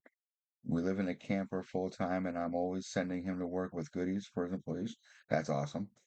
Everyone has said that I should start a food truck and sell food at the sites, and I would love to bring that one dude on with me. Do you guys think it would help or hinder him? Um, Help. Help, I say help. I say help, especially especially if you start starting letting him out. have especially if you start letting him have ideas for dishes and like can kind of get his name out there. It will Right. 100% help. But that also depends on you as well. Like, you have to be able to give him, like, I don't want to say free range, but open. You have to be open to him being creative. Correct. Exactly. That's basically I what mean, I was trying to say. because at the end of the day, Yeah, full creative freedom. I it's mean, that's your that's a spot. help. Yeah, he would have full creative freedom. Well, there you go. Then yeah, hell yeah. And then expect a lot of trial and error. And I would want you and expect you to do a lot of trial and error. Be like, And try I would say doing come up different with your things with different staples. products. Yeah. Like if you have like a few things that his employees really really enjoy, start with those things and make them Hmm. set things. And then so that way you have a solidified, you can sell these items, that you can have a business running and then allow him to have Hmm. his freedom and you find what works and what doesn't and you add things to the menu and take things off or then you have a rotation of things that you can do depending on the site or whatever the case may be. But I think in the end like that's a you know, opportunity that I wish I could have, like at that age, definitely. I would take that in a Right. heartbeat. For sure. For sure. What other questions you got, bud? She's a Hold damn good on, let cook me too. She's been let me cooking aggressively the most scan my everything I've been list. I'll hearing, take and 3 Johnny's girl. cooking. I'll take 3. She is. Yeah, I mean hibachi and burrito. I'm sold. Hibachi burrito. Let's Freeze girl. I'm already go. That I'm already in. Give me some yum yum sauce and I'm good to go. that chicken Hell queso yeah. You know what enchilada I'm that you talking about. made. Love that. Love that. Dude, Um, that's awesome, Tinka. That's awesome.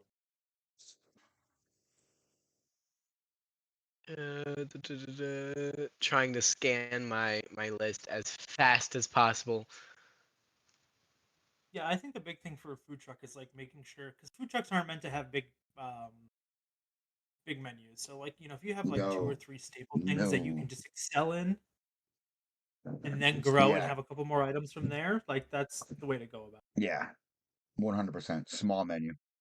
You have to, because guess what? Your little tiny space is not going to be compatible for doing a big menu. Sorry, it's just it. not going to happen. Unless if you're good at cross utilizing ingredients that are within other dishes and then you can get away with having a little bit bigger of a menu, but you got to be Hmm. real extra creative about that. Most people wouldn't even think of trying to do that. Right. And as a small business, you have to, because you want to cross utilize as much as you humanly possibly can, so that one, there's no waste, and that you're maximizing your profit out of it. Absolutely. I was actually about to say, how do you handle waste and like finances? Varies place to place. Like being in a corporate spot right now, I mean, like it seems like waste. I mean, waste is always a thing. You know, if we have like a huge waste, obviously, so market it so we can document it. But like things aren't as big of a deal as in wasteful situations where I've worked at places where we're taking every single piece of and we're cooking it into a stock or something like that, and we use everything Hmm. that we absolutely Right. can. So it all just depends on the restaurant style and the restaurant owner and how they like to do things. But I'm all about using every part of everything that I possibly can. For sure. For sure. Like That's All how you get the right. I best mean, flavors. You get the best flavor. You get the best flavors because it's things that a lot of people don't use, and you take that extra step, and it makes it just that much more. oh Okay. yeah. That one dude's No, I pork we chop have seeds. where Seeds, if you could do a play on a pork chop without it actually um, being a pork chop, but do a dish so it's easy to eat, because cooking pork chops on a food truck would be difficult. But if you can find a way to make a dish that is like a pork chop ish, Well, I and mean, you still do could that, sous vide the pork chops you to kind of could. prep them and then It sear depends on them in it the depends on moment. the it depends on the food truck that you have too. Right. yes, because like 90%, I don't know. Let me not throw out the wrong numbers here. But a good percentage of food trucks, it's handhelds, right? It's something that you can either eat with your hands or something in like a small bowl or a small plate. It's not like you're trying to, do something extravagant on a plate where it's like, okay, when you're finished eating that plate, I want that plate back, sir. Type of Yeah. shit. You know what I mean? I know, you're just throwing that plate out. Yeah. Blackstone, okay. Look, Johnny's girl. That's not a thing. He certainly could be Um, a blast on a cooktop. Or like, oh, a flat top, Three you mean? hundred dollars a month. Damn, Coco. Yeah, that's crazy. yeah. For a bucket. Um, how do you guys balance? I mean, it's different, but how do you balance your seasonings? Hmm. Depends on what I'm seasoning. Yeah. Because everything I has its balance I my own okay. flavor realized. profile. Let me answer this in the most. I balance my seasoning by layering my seasoning. That is the best way that I can say Layering. that. So like say I'm getting ready. So perfect example. When I today I was we for some reason we don't smoke our briskets. We Sweet braise buns. them and basically turn them into like a pot roast. But like so you season, you sear, you get your meat set, and then you put in your vegetables. You take off that fond, you season those vegetables, cook it down. You add your wine, you add your stock, you season again. You build that layering of flavor, so by the time you get to the final product, you have that balance. So like in reality, you Chef should on only have board. to Let's do a touch of go. salt, Welcome in. dash of How pepper. are Like you? you just, I always build my flavor as I'm going along the dish. So by the time I get to the, it's all exactly where I want it to be. Right. Okay. So like, kind of make everything have an essence of the last thing Wait, say to that keep a again. flow. Kind of make everything have an essence of the last thing you cooked to keep a flow. Exactly. All right. Um, And it's always having balance of like not only your seasoning, but just like having the right amount of acid, the right amount of fat, or all of those things that you need in a dish also help with that seasoning. Like that's why a lot of like vinaigrettes and stuff like that, they all have their bases that you follow because it's just bases and it works, and then you can build off what you like and what your palate enjoys the most. You can make something as spicy as you wanted, as acidic as you wanted. It doesn't matter how you want. Then that becomes onto you as long as you fulfill that base. right. Right. Um, any recommend I'm sorry, we're breaking for up a second. What? cooking and are It there broke What's up that, for a any Mike? second. books that you guys would recommend, such as like the Flavor Bible or Oh, there's hella cookbooks that we could recommend. Yeah. Um, and we Give me actually I your top actually two. top two. Yeah. I mean, Smokey, go ahead. Tell them my top two. I talk about the top couple all the Oh my time. fucking. Wait, I'm You gonna go probably know grab my my top top two two. by Hold heart. on, I'm gonna go just go grab. I'm gonna go grab my. Oh, I've started Um, something. my top two are the French Laundry from Thomas Keller. Um, I I wish I could go back in time to when my body was younger and more durable and able to run in the kitchen. And I would go to the French Laundry and literally beg Thomas Keller to give me a job as a dishwasher. He wouldn't even have to pay me, just find me somewhere to live and somewhere to eat, and I'll work my way up.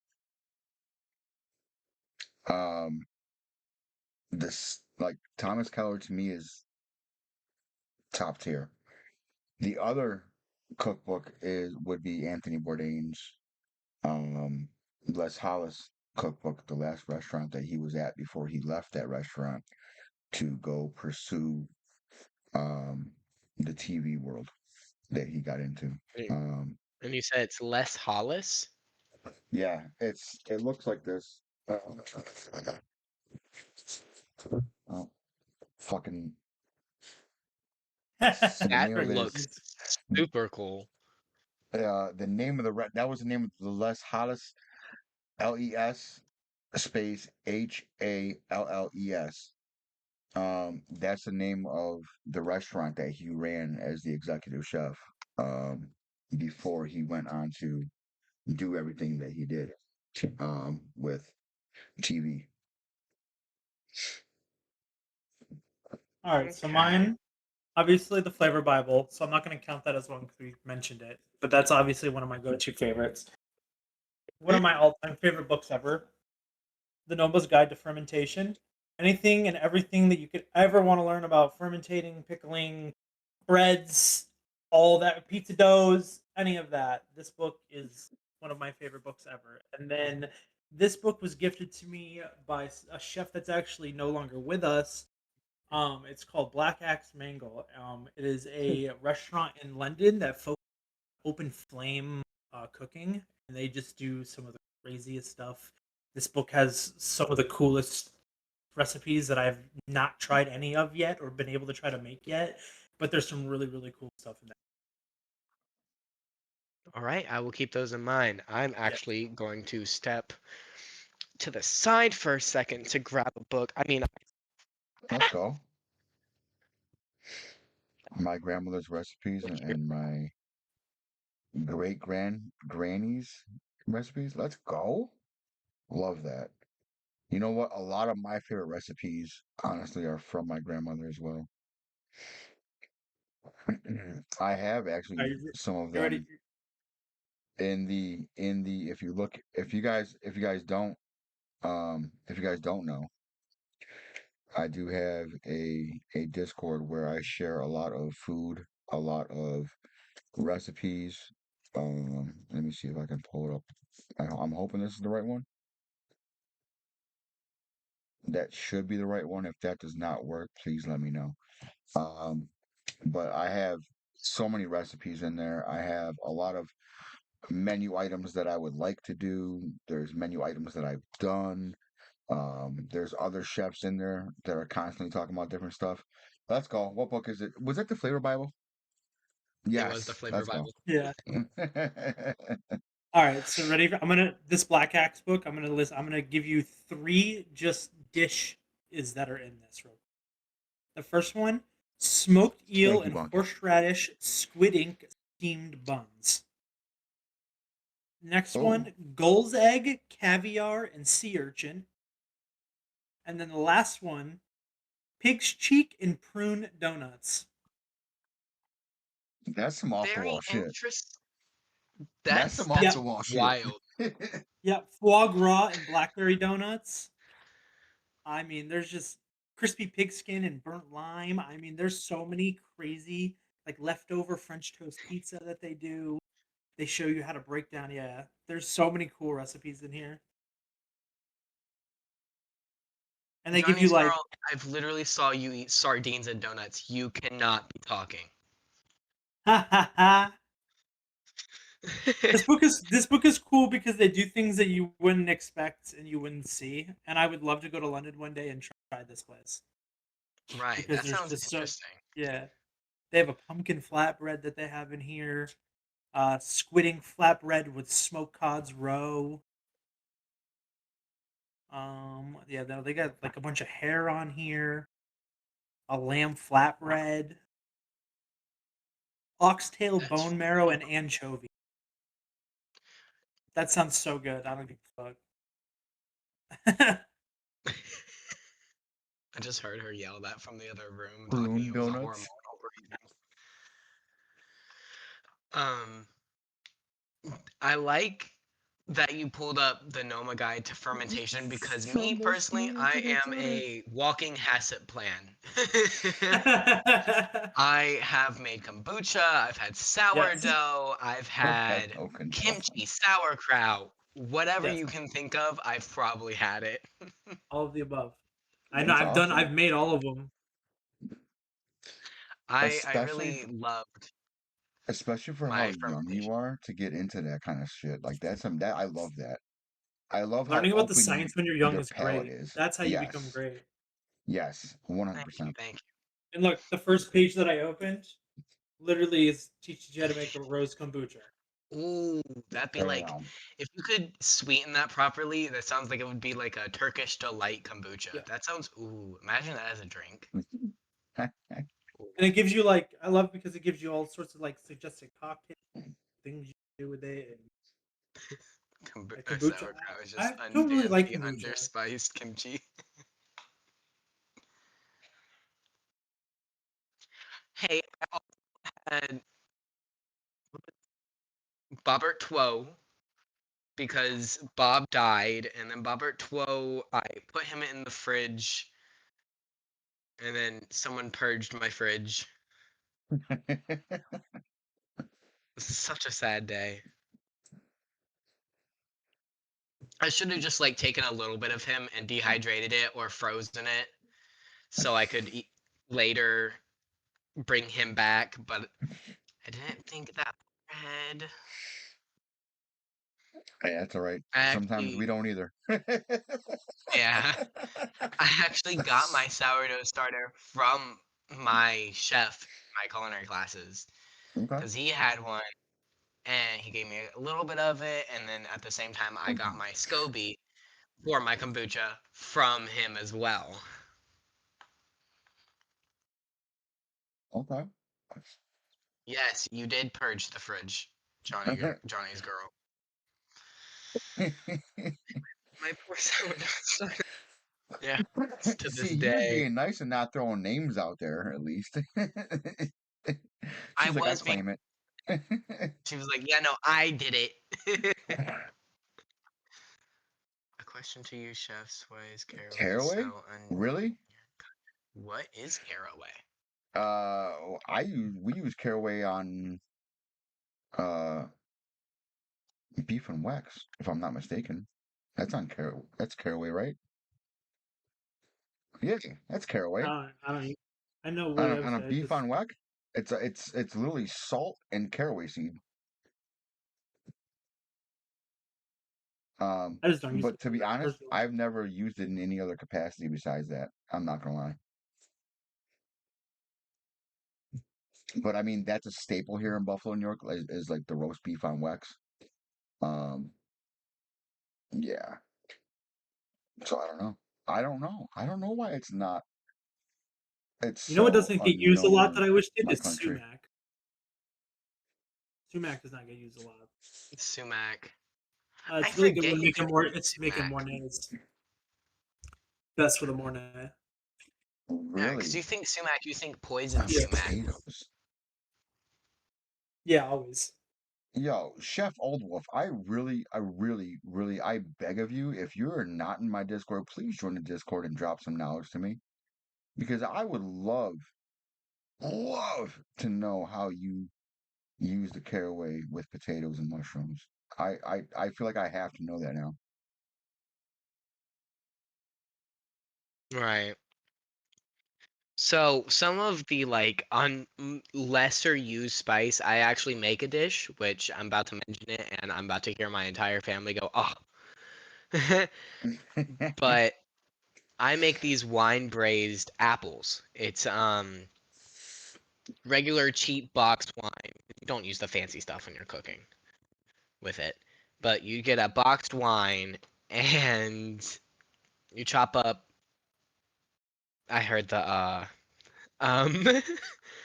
You chop up Granny Smith apples and you throw some star anise, cinnamon, cardamom,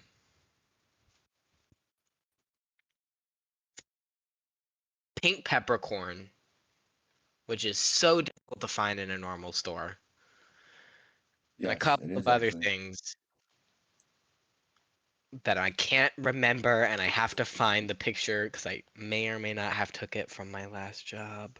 It's almost like a play on like poached pears, but with apples. Yes, Yeah, so when I Okay, googled yeah, that's what yeah. I'm gathering. Because Yeah, I was just gonna say, apples, like, I do poached pears I all the time. do poached pears. Yeah, right, the thing that I do different is the fact that it's apples. Right, And if but I that's could just awesome like though. skin an entire apple and then drop it in there like you do the pears, because I've seen it where you just kind of take a spoon and scoop off the entire pear. If I could do that with apples, I would, but apples are a little like harder. Mhm. You just gotta cook them longer. True. The amount of times I've made this and I've like stuck my face over the pot to smell, and I've just gotten straight like rubbing alcohol to the face because all the alcohol burns off before the liquid. It's Oh yeah, Don't clear your senses. Don't clear your sinuses. I bet.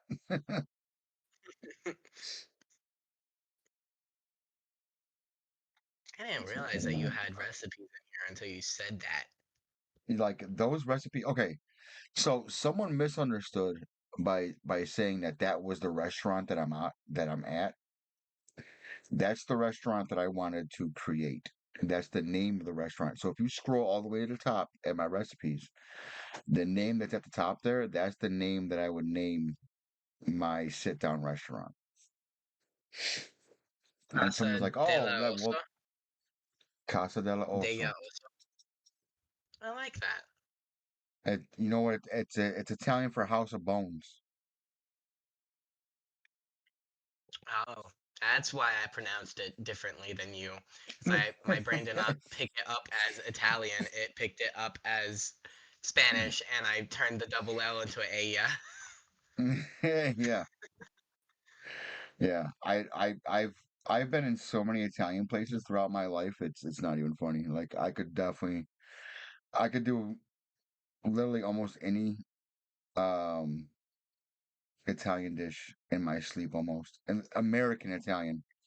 Let me correct myself. American Italian because actual Italian, if you go to Italy, as opposed to what you eat here in America, is different.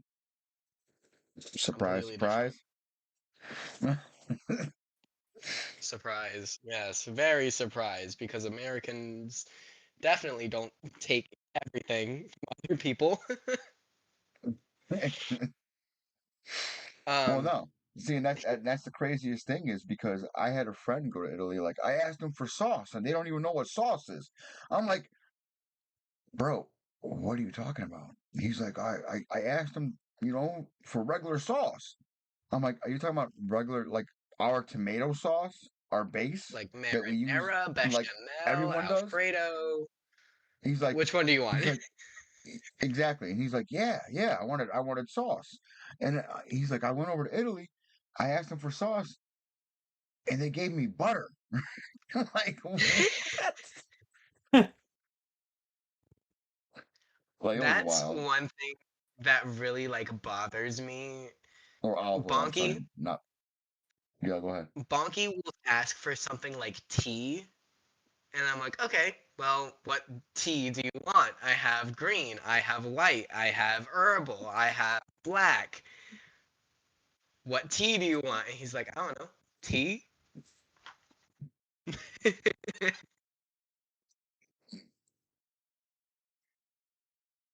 So you have to be really specific with certain things. Oh yeah. Moral of the story. Well, not even that. Like, Old Wolf, I would totally try that. yeah, Vitello I'm looking Tonto, up that. I to, was looking up the dish Tornado, food. Vitello Tornado, capers and tuna. Yeah, so it's pieces of cold. Well, according to Google, it's a dish with cold sliced veal covered with creamy mayonnaise-like sauce that's been flavored with tuna and anchovies and Okay. capers. Well, that's very traditional in a lot of other Yeah, countries. Like here, you don't I love capers. like. I I have just no made. clue what a caper is, but they're so good. I don't like Capers. capers. I'm not a caper guy at all. Why How not? But dare. I'll make a good ass caper sauce though. Fair. I If love I a good ever, raw Matter egg of fact, with it's if I funny ever, that. Go ahead. if I ever have a restaurant, if I ever have a restaurant, I'll have fried capers on every bar for people to eat. Really? Yeah, oh yeah, fried because capers. they're so salty and delicious and crunchy, and Oh, they're yeah, they'll get people to drink, and they're just so Okay. good. Okay. It's one of all my See, all-time right. favorite things is fried capers. I put fried capers on my Caesar. Looks like I'm gonna have to be frying some capers soon, because Yeah, me and my all I'm sister gonna say love is capers. fry them longer than you think you should fry, because because if you don't fry them long enough, they'll get soggy on you within like 36 hours. If you fry them how long fried, they'll stay crunchy for like 5 or 6 days. Okay. the more you know. I love The more I you love know. capers. So delicious. Sorry for my Mega, misspelling. I'm German by native language. Hey, no worries. Hey, no, I love that you're here talking with us like this. I right? love this kind of talk from chat about food. Fucking love it. Um, I, it was funny. I was just saying that it was funny that we were talking about capers because literally when I was live yesterday, um, doing my cooking stream at the kitchen, I made my lemon caper butter sauce for Mm. fish, and it's got its different uses, but for next week it's going on fish, and it I love the way it comes out. I just don't like the capers part of it. It's like everything but the capers I love. It's a chicken base, garlic, white wine, butter, um uh, and then of course I thicken it with a slurry. And people are like, "Oh, why don't you thicken it with a roux?" I'm like, "Well, with so many people's issues with um, Gluten. uh, gluten, I don't use a roux anymore. I go right to a slurry. Right. Like 9 times out of 10, I'm using a slurry instead of a roux, just so that way I can avoid, hey, any potential issue with a gluten allergy. Hey, it's okay to have this sauce. Right. But with like things like celiacs, which is not just It's a gluten allergy, it has to be no gluten at all. right. Like not even in the same room. And that can be really difficult for a restaurant who doesn't specifically pride themselves on gluten free. Well, I'll tell you what. 15, 20 years ago, we didn't even know what the fuck gluten was. Right. It was just people we with weren't upset stomachs. we weren't even thinking about that shit in the kitchen. We're like, what? What is this gluten-free shit? And then it Right. got more traction and people started talking about it more and what it actually was because for a time period, people didn't even know what the fuck you were talking about. They're like, oh yeah, well I can't eat gluten. Well, and we're sitting back there like, what the fuck is gluten? Right. Also, Jeff, I need you to send me that lemon caper sauce. Just like Oh I'm man, gonna go need you back to and watch. send that to me. Go back and watch the VOD.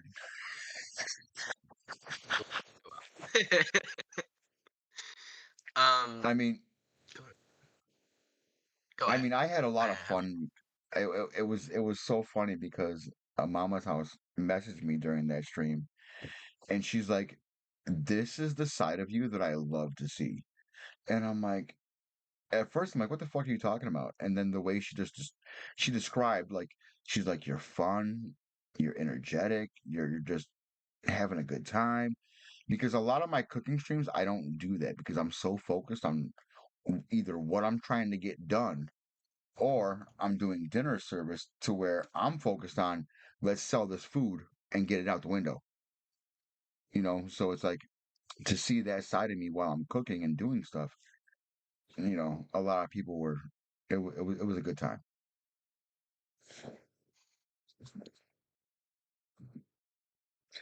I gotta get Smokey doing some food and drink streams. Yeah, I actually brought the idea to work the other day, and little Mike, that in the very beginning of the stream, he's actually one of my coworkers.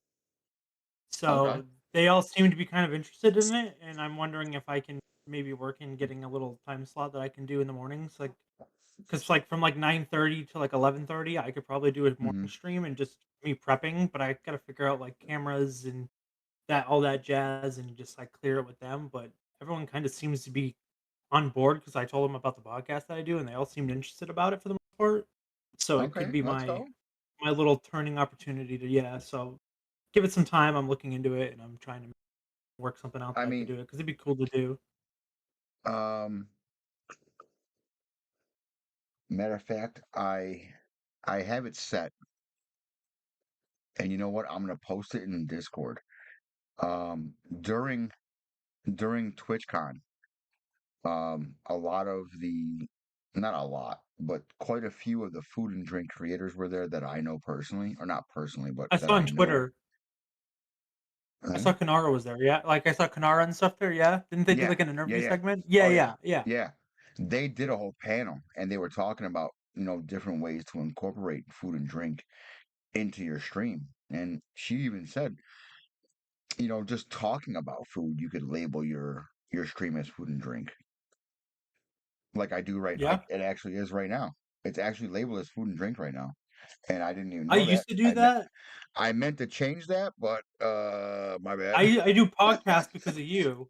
I was doing food and drink because I was like, well, this is food and drink.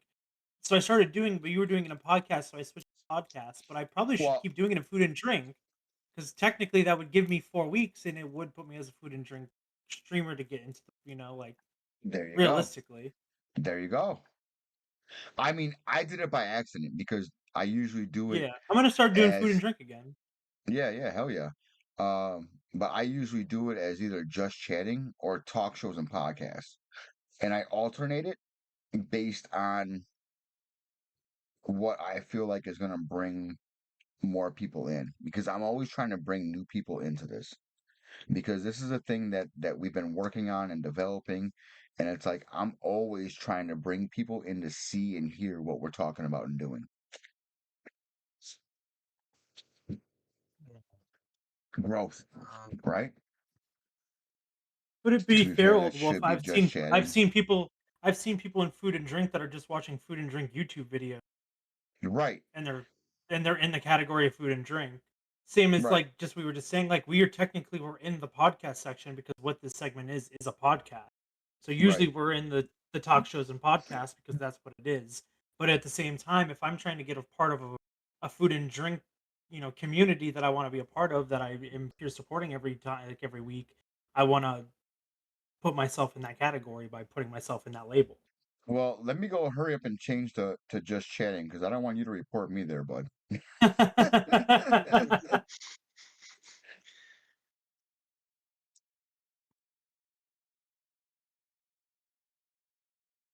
There you go. Done. Done. I did it. fixed. Please don't report me. I love you.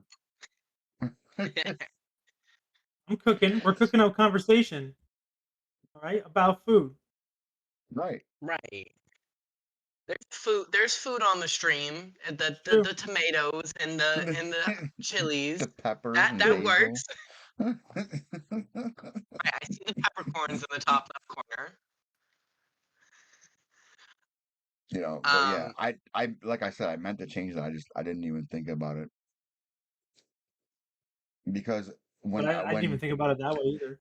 because I noticed this have you ever noticed when people do shout outs? A lot of them do shout outs for the last stream that they did. Yes. So I always make sure when people shout me out that they're shouting out the fact that I'm doing food and drink because I'm trying to draw people in from that aspect of it. They're like, "Oh, shit. Oh, he does food and drink. Let's go."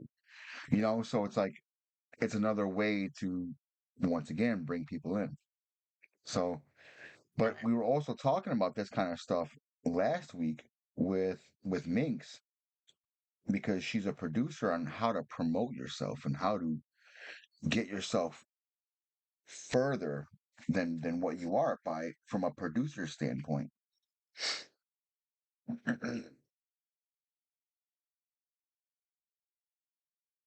Yeah, that was a very right. informational last episode for sure. Yeah, that was very informational. I loved that episode. Um, you got any more questions? He's My like, as a list. matter of fact, I do. As a matter of fact, I have a whole list here. I was Let's able to go. Hit get him. Let's go. a couple of Hit them all. Let's go. I'm how ready. how do you like break traditional standards? What makes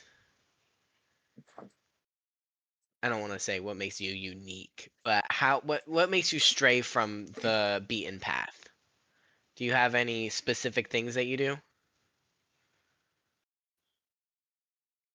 For me personally, it's always I've learned early, or not early, but years ago. There's two ways to be better than somebody, right? You do it faster or you do it different. And I've always tried to be different to the best of my ability. Now, does that mean that I'm doing something different that nobody's ever done? Absolutely, So probably not. follow. But I'm also doing something different for my area in Buffalo, Western New York, that typically would not be like a Cuban. Zero places in Buffalo, New York do a Cuban. Let me tell you that right now. Um, Mahi Mahi Baja fish tacos. No one around here is doing that.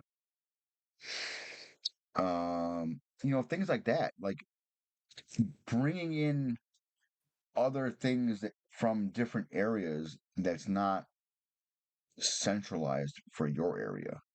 Like because everyone has their hometown foods that are traditional for that hometown, right?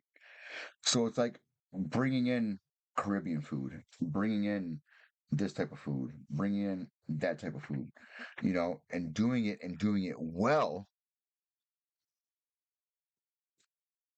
That's what I do. Yeah. Seafood when you're on the coast, because everyone's doing Say seafood. exactly, Don't do like seafood when you're on the coast. Don't. Everyone's doing seafood. Don't do southern food in the south. exactly. Or if you're gonna do it, if you are gonna do it, just be different about it. Yeah, do it better, do Everyone it can different. everyone can braise collard greens with molasses and bacon and make it taste good. How can you make it be different? Or Makes like Like, sense. having like I had a place that I worked at where I was trying to have them buy the lot next door so that we could start a garden so that we could do like praises that were from the garden, have that authenticity to it, making and have that extra like grabbingness to it and make people want to buy it. Like, oh, you're going out to the garden to go get a fresh tomato to make my dish. Like that's awesome. Right, and if you can do that with heirlooms, that would be awesome. Exactly. Or like if you're gonna have like a seafood I place love on the turtles. coast, have a boat, have a fisherman be able to go get and catch your own fish, knowing that you caught your own stuff, that it wasn't caught by somebody else. So the less hands that are on it, the more fresh that it is. Right, there's a place where you can go and you can take your fresh catch Yeah, and they will cook it for you. exactly. Like there are Like places that's that a you can go very with oyster boats. You can literally go out and you can go, catch oysters and you can eat them right on the boat. They bring everything in coolers and it's like, oh, right. I've noticed that where I'm at, even though we have a lot of oysters, we don't have many steamed oyster options. So I might have the to. steamed or steamed and fried.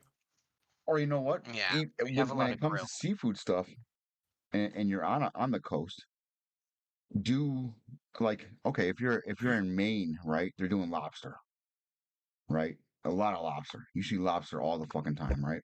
Lobster rolls, yeah. Yeah, do something different, but still seafood. Do red snapper with a Caribbean sauce. Do grouper with a citrus hollandaise. You know, do you know what I'm saying? Like Oh.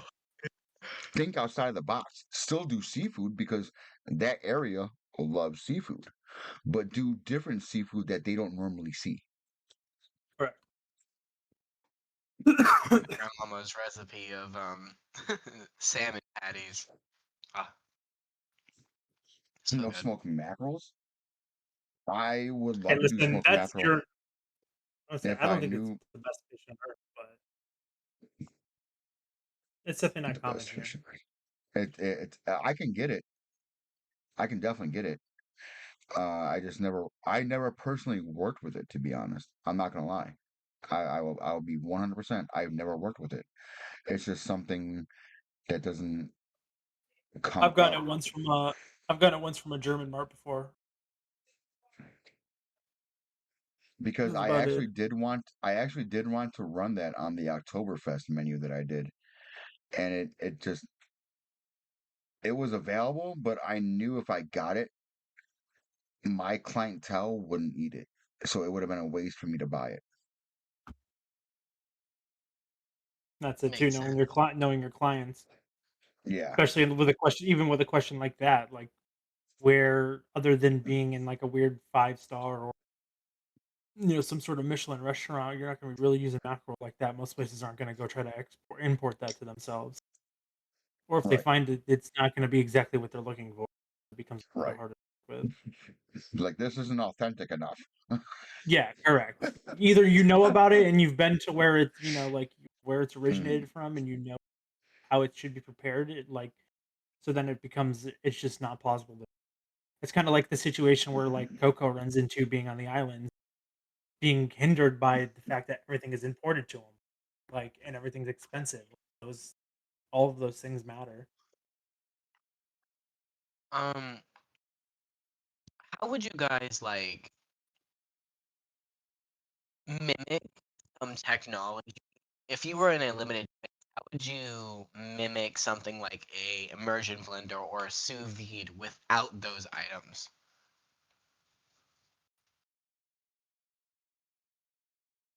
you'd be I mean, surprised. We can get pretty creative in the kitchen. Like yeah, I was gonna say, I've seen somebody do puree with a china cap and a fucking whisk. yep, yep, I've done that. You find different ways to do I saw things. some. I saw someone do a mashed potato. I saw somebody do mashed potatoes like that because they didn't have a ricer. They just cooked them a little extra longer and put them through the China cap with their fucking. Mm-hmm. How it works. All right. And see, That's but it's crazy because like you would have never thought about that in that way if I had never said that, or yeah, if you had never Right. seen that. yep, Right. I didn't know it said you could do in every oven. I didn't know you could do that. Yeah, But you still, have yeah. the that's right. You can do it every other. Yeah, You have to have the right type of plastic and seal. But yes, you can. right. Or Huh. even if you take um a type of sous vide that you could do in the oven, but it's not technically called sous vide. You put it in like a hotel pan and it's submerged in whatever juices you want or whatever seasonings and whatever. You wrap it in plastic and then wrap it in foil and then you put it in the oven. I've done that quite a few times. All right. I will keep that in mind. Yeah, see, like you never know, bro. There's so And then, many like different ways to you do said, things. do like an immersion stick, or if like you got to go to the old route of you got to use your hands and utensils too. Like some things you Mhm. just got to do. Like if you don't have a stand mixer to make whipped cream, guess what you're doing? You're whipping that fucking cream, Whipping it by dude. yourself. Yeah, Yeah. like there's just some things you just gotta fucking suck up. Vinaigrette. Like, you don't have a fucking Vitamix. Guess what you're doing? You're whisking that oil. That oil. Like Listen, That's man, French cold I feet in a would bag. Yep, pretty much. I would hate trying to make something like Smoke. mayonnaise What's good? without Smoke. an immersion blender. correct. Oh my goodness. Yeah, it's not fun. 'Cause you I've have to seen add it people so hand whip oil. It's it. like it's just it takes so long. I've seen people. So the way I was taught to do things like hollandaise and emulsions was over a double boiler, slowly drizzle in the oil, and then I Yep. went to my first. Saw someone make a hot blender, and that just completely warped my entire perspective of the things that you can do in the culinary field. Because he just threw a thing of what's the word I'm looking at? The butter without the milk solids. Clarify water. Clarified, yes, thank you. Wow. I could not think of the word. I did Um that live yesterday too. um saw him literally just put that in the steamer oven and pull it out because it was in the fridge, so of course it was solidified. Right, put it in the steamer oven, put it out, put like 4 egg yolks and just drizzled like an entire thing, and it came together so perfectly. Hmm. Yeah, I've seen people do it in a RoboCoupe. Oh, I love a Roboku. I want a Roboku in my house so bad. Oh yeah. Same. They're fucking expensive for a good one, like the good red one, like the one that I want. Right. Yeah. I don't even What's Yeah. have up, a Puff? They stand mixer. Yeah. Smokey, did I tell you about this? They What's that? took the main building. Theirs broke, right? So they come over to my building and take mine. I'm like, well, what if I need it? So now I have to come over there to use a fucking RoboCoupe? Are you guys fucking serious right now? They're It's like, one of the most commonly used. Well, we have Oxford, so I we have to have it. I'm like, okay, I'm not arguing. Take it. Whatever. Within a week, they broke it. Wow. Dude, I'm like, are you guys rage. fucking serious? And then I talked to my vendor Curtsy, I'm like, yo, listen, I'm in the market for a fucking RoboCoupe. Uh, how much are they costing these days? He's like, oh yeah, about 1,600. I'm like, what? Yeah, they're not cheap, dude. It's so fucking brutal. Absolutely not. I would have raged so hard. Not like lost Oh, my temper, but I would have gotten home and been like, my robo. oh yeah, I did. I did. I cried over that RoboCoupe. Definitely one of them writing down moments. Machines don't do good dishes. They just save time. You know what? You're one fucking 100% correct. Right. But you know I what? hate cleaning And that thing. but you know what? At the same time, that's what being a chef in most restaurants is. You're trying to save time. You're trying to save labor time. You're trying to save Yep. God damn it, production time, and like all that. Like you're Prep focusing on time. different aspects of things that need to be done and the best way to do them, financially speaking. So it kind of is what it is. Right. If you have the funds to get a $1,600 Roboku, and that will save you like 30 minutes of just mincing. That's 30 minutes of other stuff you can get done, and that's more money in your pocket. Yeah. Because that 30-minute or that hour of dicing is now 5 minutes, if not 2 minutes. And you can go Yep. on about your day doing other shit. Right, and there's multiple attachments, so it's not just, Oh, yeah. oh, it's not like a blender. You can only blend things with a blender. You can get like mincing blades. You can get things that just chop Hey, it like a Jack. mandolin.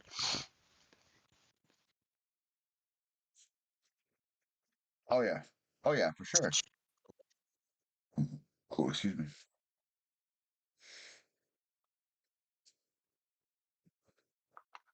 List.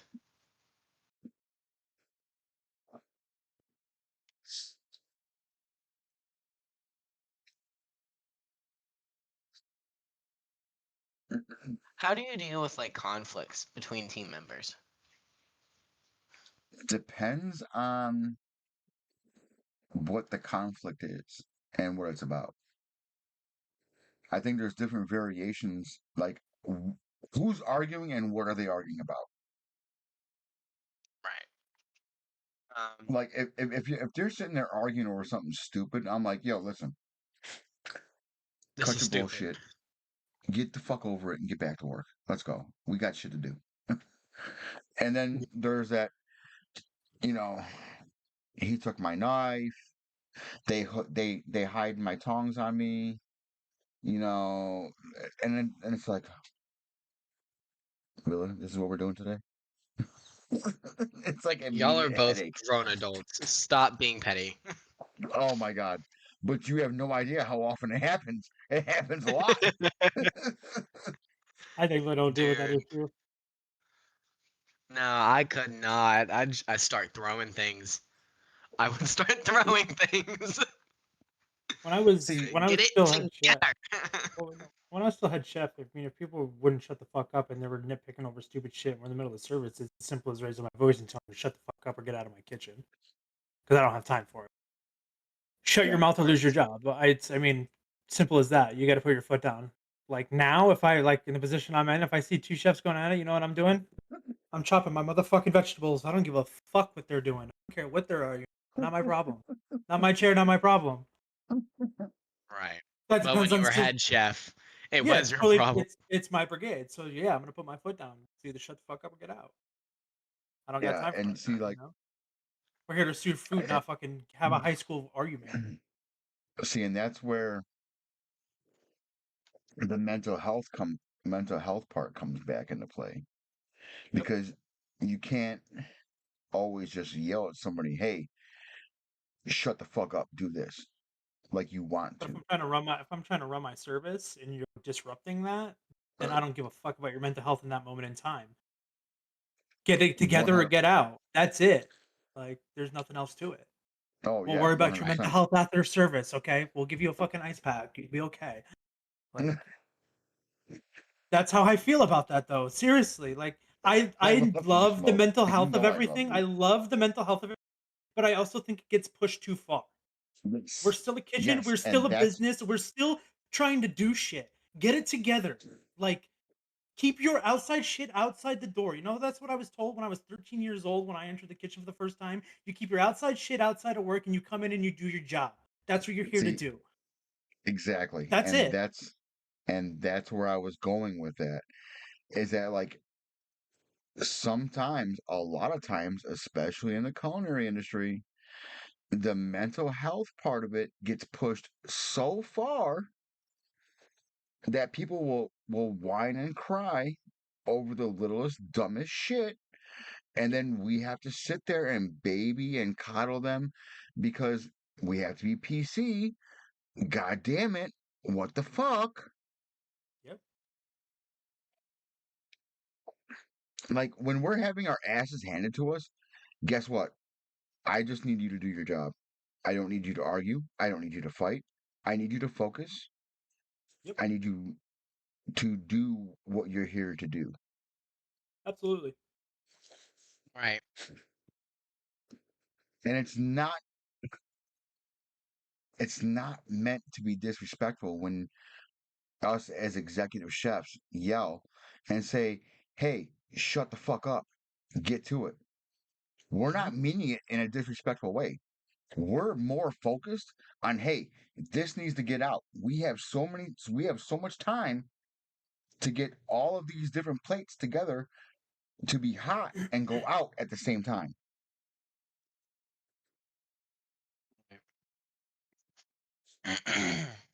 And most times I've ever gotten into an altercation with people, it's usually settled after service.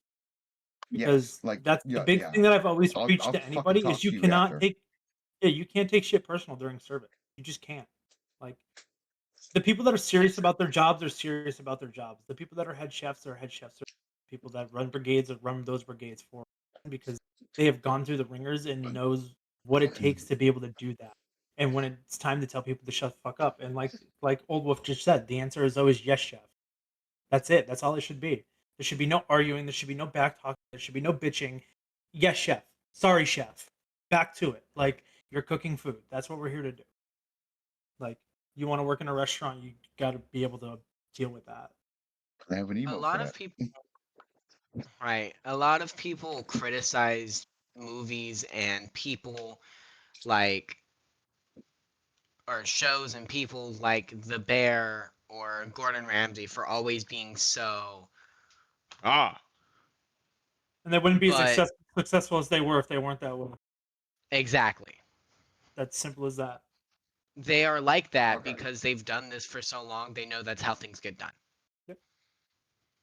And Okay, they're let And me if done you well. let me see like let me break this down. And I we've talked about this briefly a couple of different times, but let me break this down. Gordon Ramsay isn't the biggest dick that everyone thinks he is, first of all. A No. lot he's of that not. shit is for fucking show, Have you ever first of watched all. his show, The F Word? No. The F Word is one of his best shows because it shows him running a restaurant and having chefs. He's got that side of him where he's being a chef, but then there's also all of the cutscenes where it's like him on the farm with his family, teaching his kids how to raise food, how to livestock, how to grow stuff. Like, and it you kind of get to see a side of Gordon Ramsay that you don't get to see a lot of. There's only a couple seasons to my knowledge, but it's one of my favorite Gordon Ramsay shows because it's not just him being a dick for I show. gotta check that out. Yeah, it's a Yeah, I really good have to show. check that out. Yeah, it's called The F Word. I think that's what Yeah, it's called. because I've seen other off script or off film discussion with Gordon Ramsay, and he's not the biggest It's asshole people think he is, and got 3 people seasons. make him out to be. Like, like, okay, there are things that are done for show, and then there's real life shit. Okay, The Bear, honestly, I think The Bear, in my opinion, is a very good show. It is definitely worth watching. I can relate to about 75 to 85% of it, except for the whole part about becoming a a Michelin star because I haven't gone for that. I haven't tried to go for it. So I don't know, but I know other people who have. So in that aspect, I don't know. But as far as it being a very relatable show for cooks and chefs, yes, absolutely. Because there are a lot of true things that go on in the kitchen and that happen that we can all relate to. Yep. Right. I have seen clips, and that's why I know that the bear is a good representation of a commercial kitchen. But I have not seen it yet. Oh, definitely worth the watch. I definitely highly Yeah, I recommend. just finished the show, so I definitely need a new show to watch. So the F word and the bear, I got it. It's up here now. Watch okay, Yeah, the watch the Bears. bear first, then watch the F word. Got it. Yeah, the Bear hits closer to home for the restaurant life for sure. Yes. Yes. Like I the part recently where watched. One of the most oh iconic scenes is him sitting I there holding one of these bad boys, yeah, drinking it, I and it's real. mhm. It's I mean, look at I'm drinking. It's what I use at home. It's so And real. the quart container, right? The quart container that is used so It's often for so storage. versatile. Yes, versatile, 100%. Liquids, solids, emulsions, water. Yes, yo, Chef Old Wolf, 100%.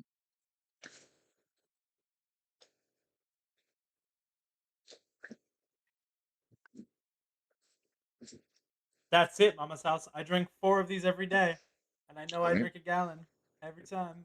It's great. I Right. always measure. I see. I measure my water intake based off my. Come on, goddamn camera. Water bottle. My specific size water bottle, which is what 16.9 ounces. So I make sure I drink at least 8 of these a day.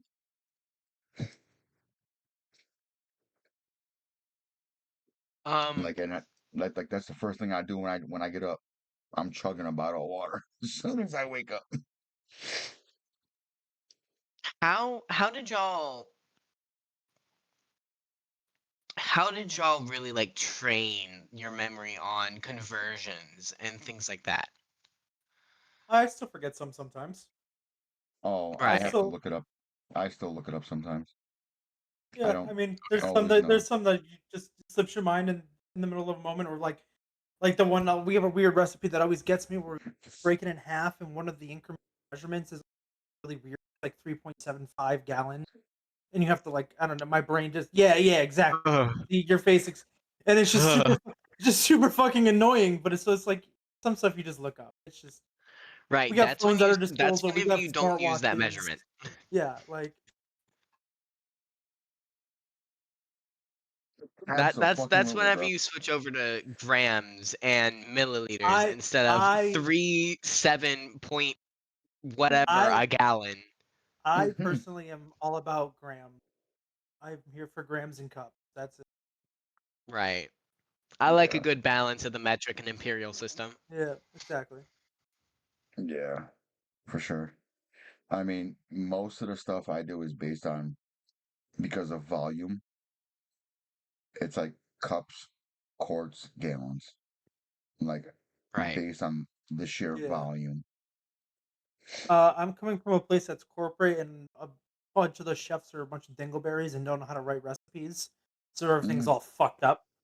Oh yeah, So I'm trying to slowly rewrite the recipes, but not actually rewrite I'm just changing how they're written so I can measure them, execute them faster. my name is Son Tokyo. It's Japanese with subtitles, but worth the time. Heard. I don't All have right. Netflix, I'll definitely give that a but look. I have a way around it. I will All right. definitely give that a look, Um, old chef. Old wolf. Sorry. Oh, chef. old chef. I mean, and that was the first thing that yeah. Yeah. Just can't even can't even put it in a word. Just yeah. um, Old when chef you're is looking true for too. things,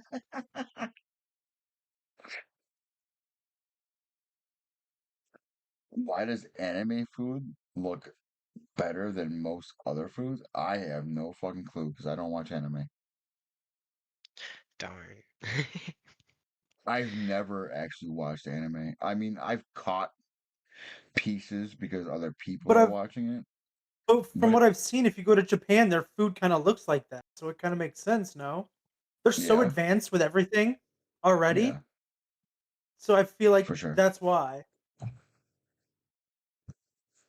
And they have like such a long history of I mean, especially with anime. yeah. Right. I mean, and food. Yeah. It's not um. fair. So, how would you? I know, Smokey, you've been a head Yo, chef, and Chef Matt. rain coming Hey, in. a raid. Welcome to the Love you, party. Raid. Cookie lady, Cookie let's lady. go. Welcome in. Big fucking love, guys. Thank you for coming in here. Wait, do you have cookies for us, So, Ben? I'm hungry. I got the munchies. yo, Cookie I could go lady's Cookies. for some fucking cookies. dope as fuck. I could go for Let's some go. cookies. Okay, hear me out. I love a crispy cookie. I don't like soft baked cookies. Give me a crispy cookie. I don't give I a couldn't. fuck. I just like a I good cookie. It just I gotta taste couldn't good. do it. Mine's I not I stale. love a soft bake. I love a soft, chewy cookie. My favorite cookies still ever to this day to make and to eat are thumbprint cookies. Thumbprint Yo, let's cookies. go. That takes you with the follow. Let's go. My favorite I'm a cookie to soft make cookie is girly. no Let's bake go. cookies Okay, okay. with the oats and Yeah, all yeah, that yeah. jazz. Yeah, Yes, no, that's good. I like those. like my grandma made. Um, what would you guys? I like I shortbread. have one from my thing that's kind of eating at me. How would you guys? What are the standards you look for whenever you're finding a supplier? Hmm. And that's I'll why let you we go have first. multiple suppliers. All right, And multiple suppliers. that's why you have That's accounts with that's where you have accounts with three main purveyors, and then the rest you just have as on call in case as shit purveyors. I have I have 7 that I deal with on a regular basis. And I Oh, order certain shit from certain people. And I've gotten to the point where it's almost down to a science, almost. But the one that keeps juggling, or that I keep juggling, is filet mignon, tenderloin, because of the price rate that tenderloin's at. Like, I'm trying to get the best cut for the cheapest price. and the Even best if that quality. sometimes mean, even if that sometimes mean that I get a frozen product and thaw it. But if it's thawed and it comes out good, then woohoo! But if not, then here I am holding the bag like a jerk off. You know what I mean? Like, so it's a Right. matter of looking. But here's what always has been, or here has been my biggest issue is the ordering amount, right? Because when you order from so many different people, the problem begins is how much is a delivery? Okay, so I know I have to spend 800 with US Foods. I have to spend 500 with Curtsy. I have to spend 1,000 with Palmer's. I have to spend 500 with Schneider's, and then there's a few oddballs here and there which are only a couple hundred, right? So it's like filtering those little things into other things just to fulfill an order. Okay. And that becomes Yeah, a it could fucking be a pain in the science. ass. Not gonna lie. Yeah, yeah. No, it is. So I'm Oh, sensing, dad joke. sensing. I'm getting trial and error, multiple suppliers, and Oh, welcome quality. in law. I mean, just And I'm that today, sorry. like, I'm sorry. Say it again. so I'm getting multiple suppliers. Words, I lost it already. Multiple suppliers.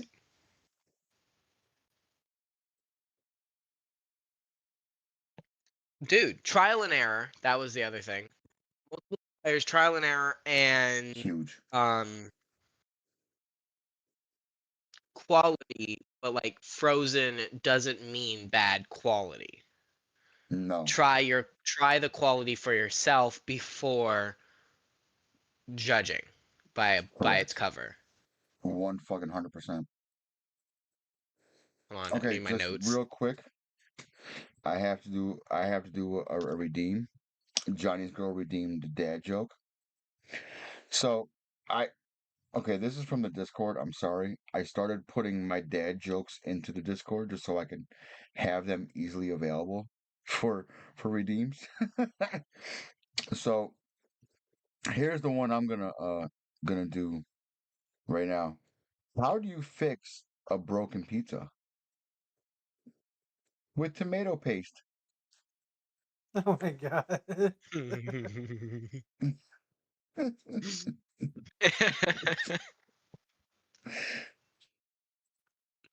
You made her laugh. I can hear her giggling from the other room. That's awesome. Honestly, the little that she said is literally what I heard. That's awesome.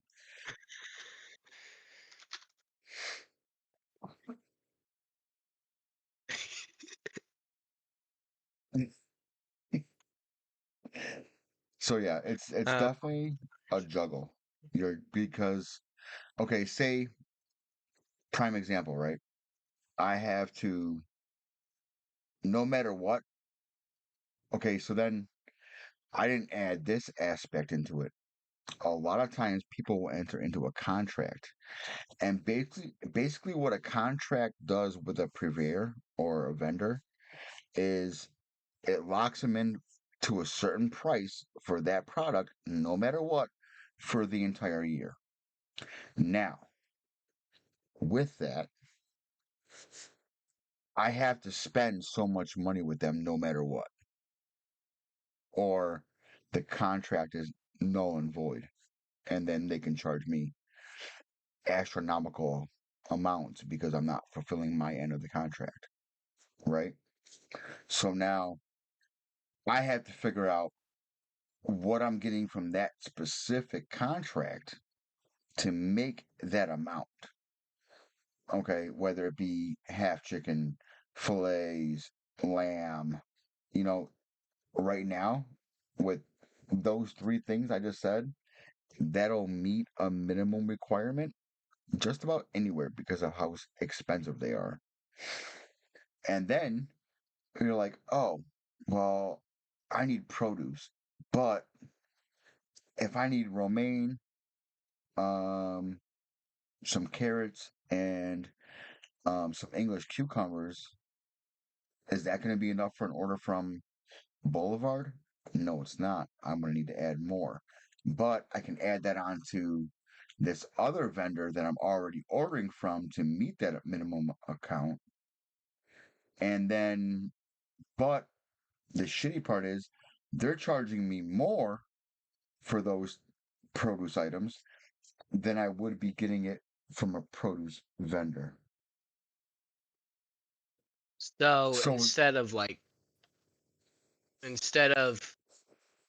buying more, you separate out to hit that quota. yes, Okay. yes. Oh, yo, Chef Old Wolf, you have no idea. And here's the aspect of the executive position that I'm at is I just started learning about all this kind of stuff within the past 2 or 3 years in my position I where I'm in I'm glad complete I'm getting control it of my own right in the building. beginning. There are so many, I don't want to say behind the scenes, it's more like untold knowledge that go in with that position. Smokey knows. Smokey was there for a bit. Yep. I even it gets annoying once you're in that spot. Purveyors obviously no restaurant, so they come in and push their stuff onto you and their business onto you, and next thing you know, you got 15 business cards that people are trying to get business, but it's like, how do you juggle to get the right pricing and the best pricing that works best for you Yep. with fuel costs, quality control? I mean, like thankfully most areas have a very produce company, or at least like two solid like produce companies, and then the rest is filler shit. Like here in Ohio, we have a good meat supplier, so are good at supplying most, but like everything else is always the toss up. 100%. Like I'm typing it as I'm saying it. 100% corporate America. Yeah, Gotta love it. yeah.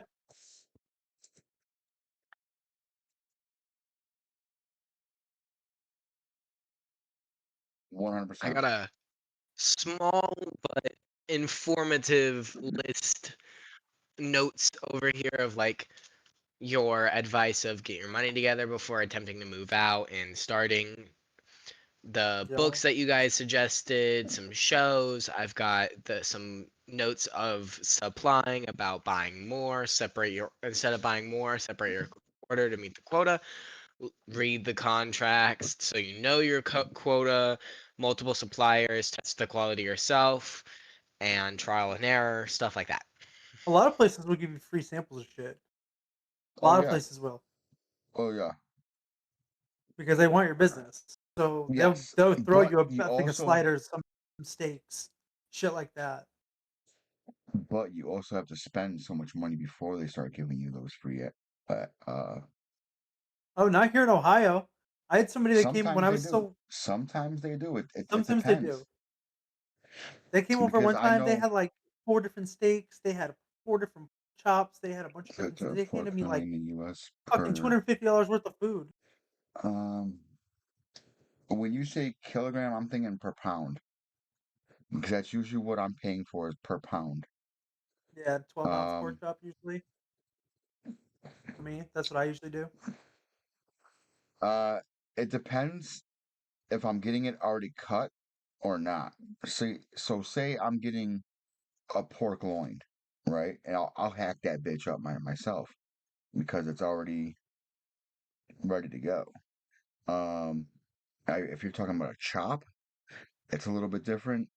If you're talking about a tomahawk chop, that's a little different.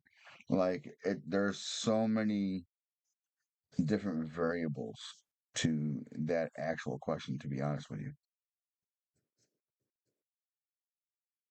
So it'd be 0.34 kilograms. Usually, what I do just to do the Sir math or Overlord, the what's the good? conversion. Welcome in. Oh, okay. Okay, so um I wish I had a statement with me. I don't. They're at work because work's work and home's home. Um, hey nephew, what's good, bro? Yo, forever love, welcome in. Let's go. Um, what the fuck is Twitch? um, I couldn't give you an exact answer in this very moment, but I definitely will in Discord if you're in the Discord. Eyeball it.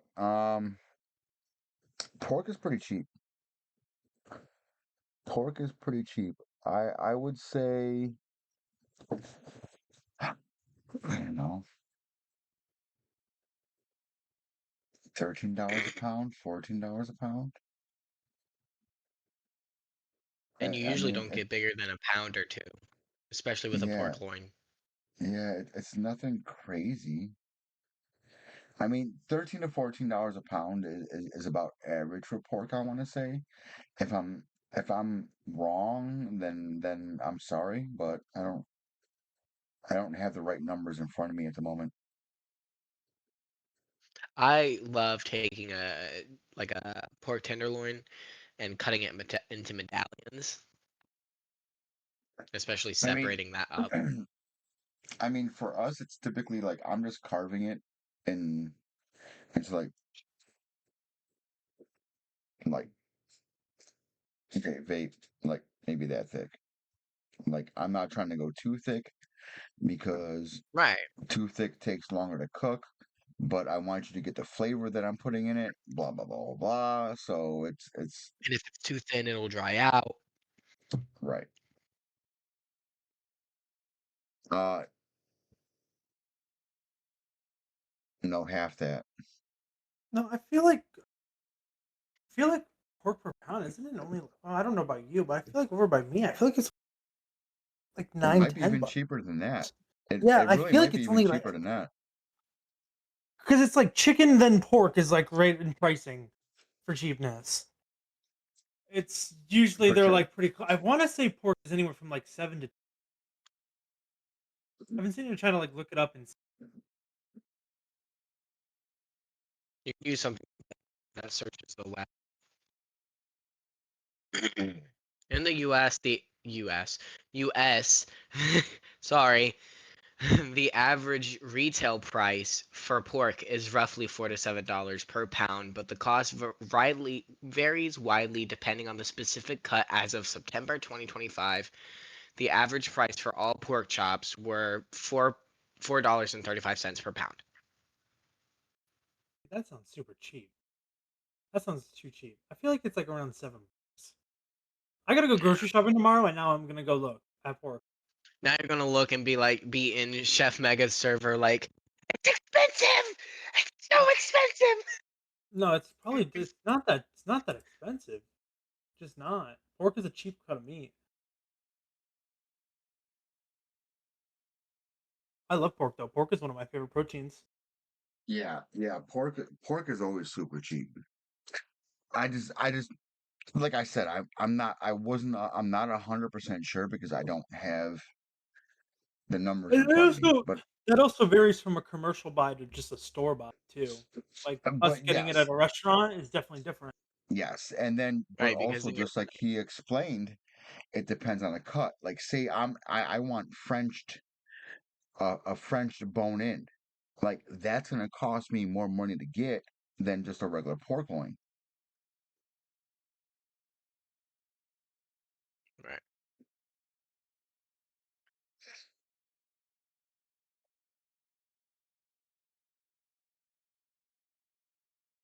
Loin is a cut, yeah. But are you asking me if I would get a whole pig at that point? I don't. I'm confused now. The loin is a cut, yes, 100%. That's typically the average part that's used the most in at least where I'm at. Loin, chop, and belly. Yeah, Really big three. yeah.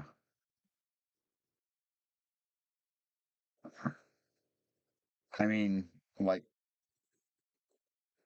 there's places eh, that do the skins for pork rinds. I mean, but that's not Ah, me. chicharrones. Chicharron and chicharron. Okay.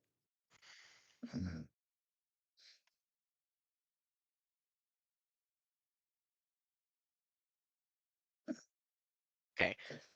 I've been sitting here for like Be looking around 24. an amount of time. Yeah. I Okay. have to use the bathroom. I will be back. Are you Hey, no good? worries. Of course.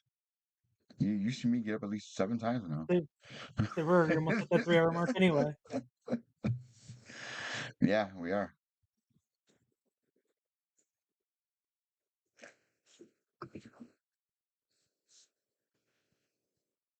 And that includes tax. Okay. Okay. Good to know.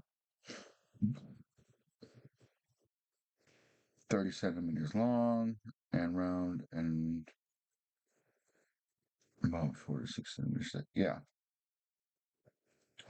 My wife get a nice pork loin from the Costco or Sam's Club. Yeah, for sure. Of course.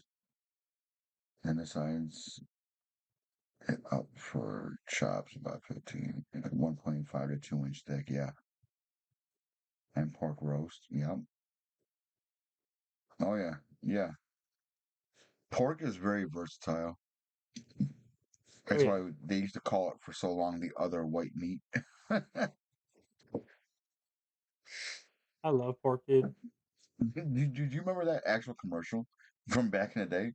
Pork, the other white meat. I don't actually remember that.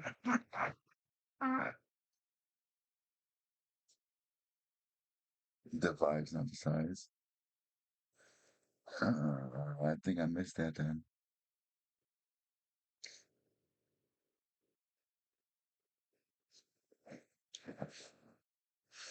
Uh, Sir Overlord, like, hell yeah, I remember that shit.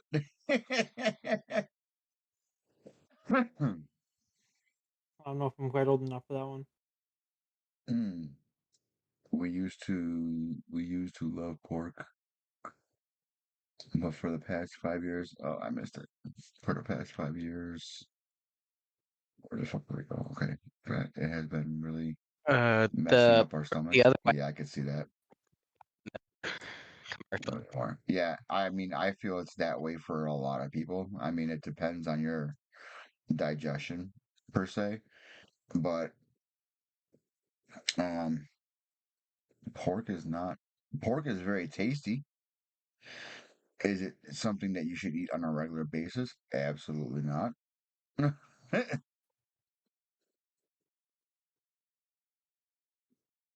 Right. Parquet. The Yo, dude, I immediately, as soon as I saw parquet, I immediately thought of the commercial. Parquet? Yeah. Oh my God, sorry. It's an old people thing. when I think of parquet, I think of Cloudy with a Chance of Meatballs, with like the butter frog, and then the mosquito comes down and sucks It's like the the butter. butter. Butter. Better, butter, butter, better.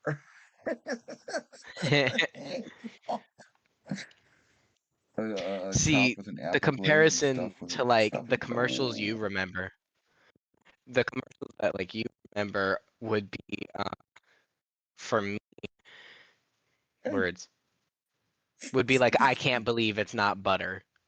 Yep. Hmm. One Pretty much. Oh yeah, I remember the I of remember and the hamburger remember. helper glove. I definitely remember that. One Oh yeah. thing that like I always notice, the commercials that I always notice is the Hershey's The talking glove. bells, the bells that they play at Christmas. Oh yeah. That's Oh, you always know how I what? know it's And that was for the Hershey Kisses because it was the Kisses Christmas. doing the bells. Dun, dun, Hmm. dun, dun. Yeah.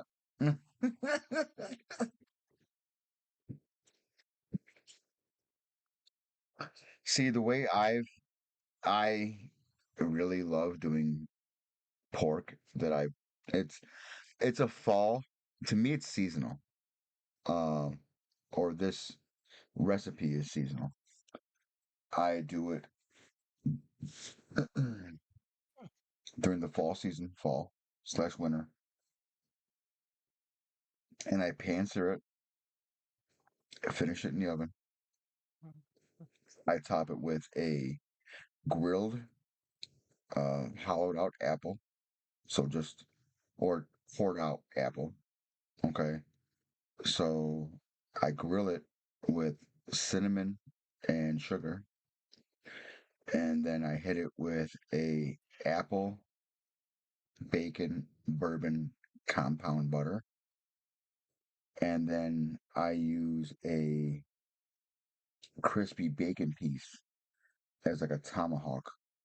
So the presentation is fucking amazing. Um, That sounds I actually, if you look in my pictures in the Discord, the chef's table, it's in there. Um,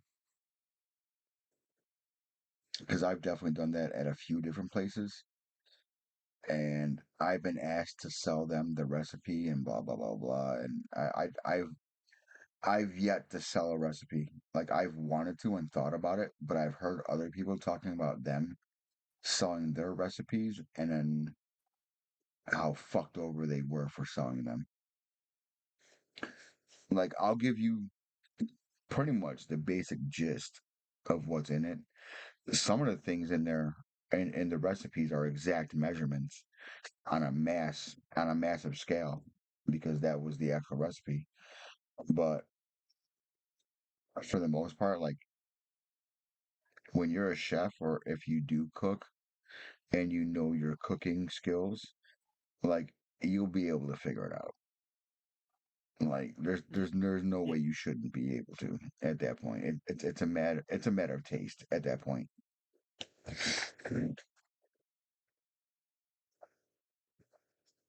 You got me wanting like a good thing. I don't know what type of pork I would use or what cut of pork I would use, but I'm wanting like a sweet, savory with like a pineapple on top vibes now. That's kind of what I'm craving right now. I mean, if you're gonna go that way, I would just fucking Cuban, bro, because they This marinate that shit. China's I I Cuban. I, Yeah. I fucking love Cubans, bro. I really do. But like, you basically take pulled pork and you sit there and you marinate it in like pineapple juice, orange juice, lemon juice, basically all your citruses, and you let it just sit there and marinate for like 3 days. Add some cumin, add some parsley, fucking pull that out, strain it, squeeze it so you get all that juice out. Because if you don't get that juice out, it's gonna make your bread soggy as fuck.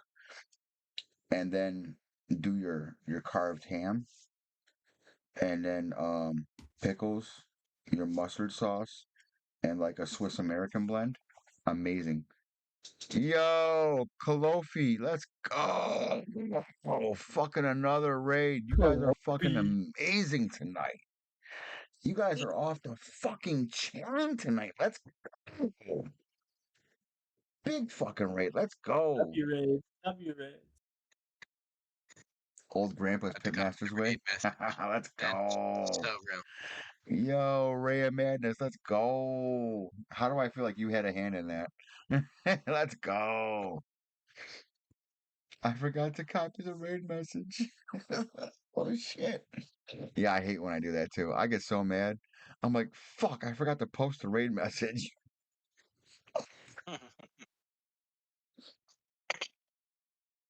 Let's go. Thank you guys so much for coming in with the raid. I appreciate you guys. If you guys don't know who I am, uh hydrate, I got you. Bottle of water. I do have the water on deck, as always.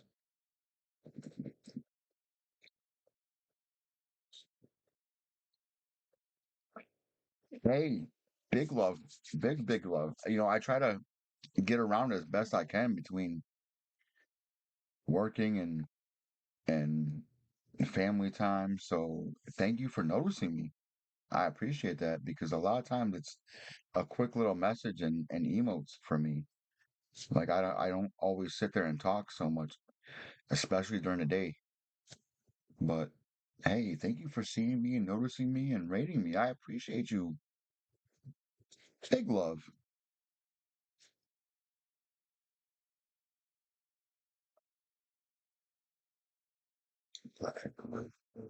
Paste memory. Yes. Yes. Yeah, I kind of get where you were going with that, old wolf. Like, yeah, like I love it. food and memory are very much so tied together because when you're growing up and you're having, things from that your mom and dad are cooking you specifically, or a lot of times it was grandma, in my day, it was grandma was cooking for all of us. Those certain foods, like, they stick with you, and they stick with you your entire life for sure. Just like my no bake cookies, that they're my favorite thing to make, it's because my grandma actually made them all Hmm. the time. And every Easter we have traditions where like she always brings us a peanut butter egg, and it's literally an egg the size of like two of your fists. Oh shit, Yeah, and it's that's filled huge. with peanut butter with a chocolate. Yeah, with a Damn. chocolate shell, or you can also ask her to get you a coconut one, and she gets them from her church. But like, there's just certain things that memories tie to repetitive actions, I guess. So whether it's songs that you commonly listen to while doing an action, or if it's foods that you're eating with family, Brain you school you, st- loss. you start associating Mm. those foods with family. You had me at goulash. You didn't even Yeah, have to fuck say yeah, goulash. Granny's. All you had to Granny's fucking say was goulash. goulash.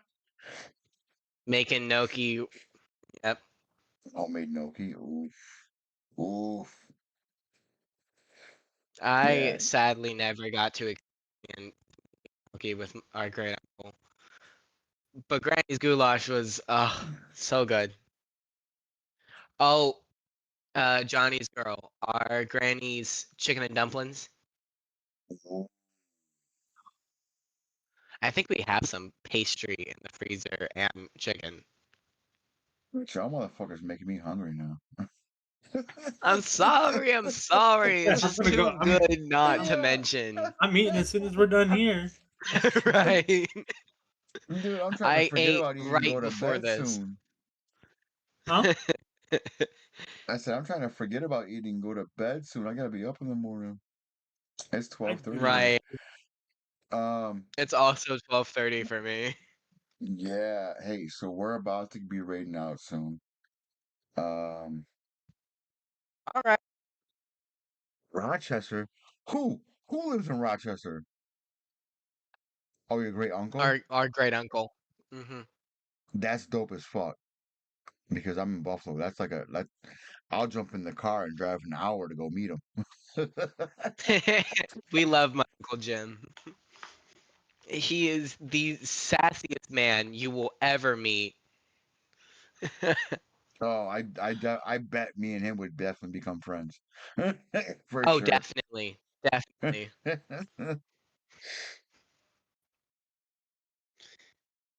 Glumkeys. Oh my God. I haven't heard the word glumkeys in Oh. forever. I Oh. grew up eating galunkies. That's what my grandmother.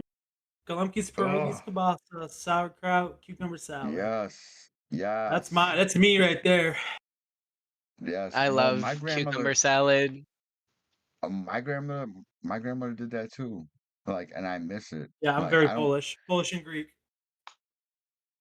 see. It was like Polish, German, Italian.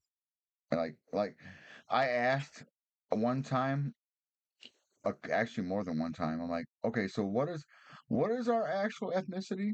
They're like everything European. You're a fucking mutt. That's so real.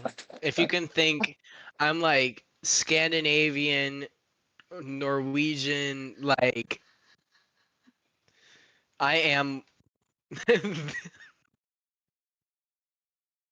I am not a white man. I am at this point.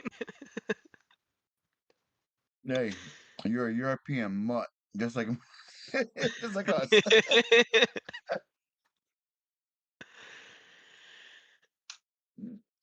That's one of my favorite food books.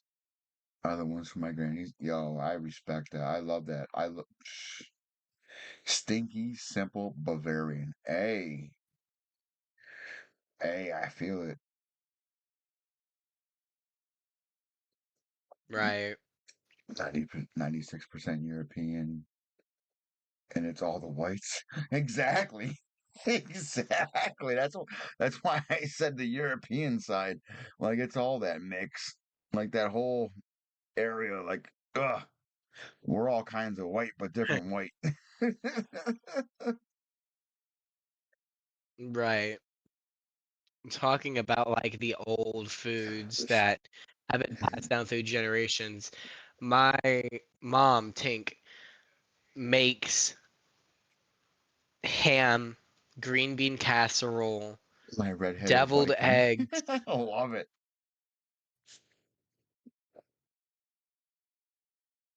Uh, but she makes like ham, green bean casserole, deviled eggs every year for my birthday because that's all I want.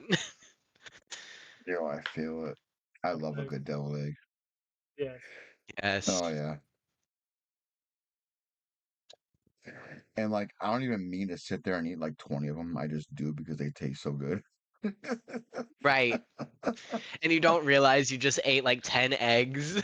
Be like, oh, that's not going to be good for anyone in about an hour and a half. Right. Anybody who's in the same room as you is just Right. Yeah, they're gone. fucked. They're fucked. Ah. Fucking love it. Ooh, capers on deviled eggs. I love capers on a good lox bagel. Oof. Lox. Oh my God. I didn't realize how traditional lox and bagel were Oh, it's so until good. I started Oh, good. working with a couple of different people. And I'm just like, oh. I'm like, this is a thing? He's like, yeah. And I'm like, oh, okay, let's go. This is a thing. It's a thing, and it's the best thing you will ever try. The smoked salmon, capers. Ah, Yeah. red onions. Sometimes they can be pickled. Oh yeah. Yep. Oh, Yep. Yep. Oh yeah. I think I have some red onions actually. I just need lox and capers and bagels and cream cheese. Proceeded to realize that I have nothing else but the red onions. No.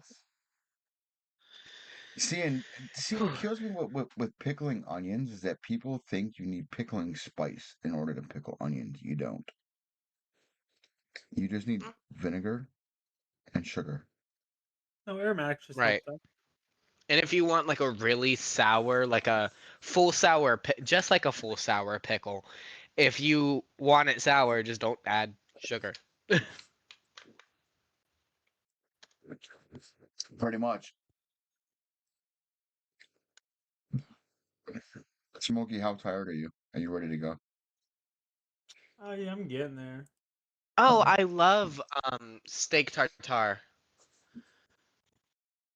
Chef To Wolf make you is talking violently. about freshly chopped raw meat with finely chopped onions and raw egg yolk. And weird thing that I do, kind of controversial, when I'm making something with like raw beef, I usually ground beef, I will pop a piece in my mouth because I know that a little piece is not going to hurt you.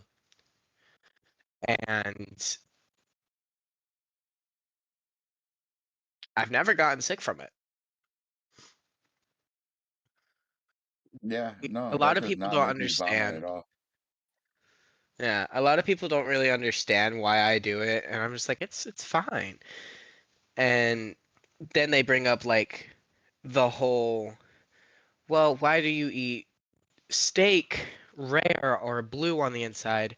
And there's a very simple answer for that. It's the fact that the bacteria doesn't penetrate the steak, it's just on the outside. So once you sear that off, it's sterile on the inside. Basically sealing in its moisture, yeah. Yeah.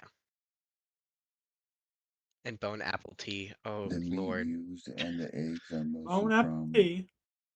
the same day. Well, I would fucking hope so. I want it as fresh as possible. Right. After a couple of hours, that's when it starts getting issues. Just add a pinch of salt to raw ground beef and bone apple tea. I think you meant bon appetit, Yeah, like she's being goofy. Italian. Bon apple teeth, always. Right, bone apple teeth. Yeah, Yeah, Americans Americans in don't general do have a not have culture culture themselves. taste. No, we really don't. We really fucking don't. A lot of That's our why there's culture is taken from other places.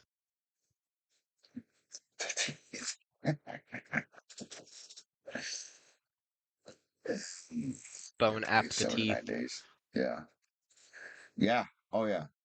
Oh yeah. Yeah, we're definitely not cultured in taste very well.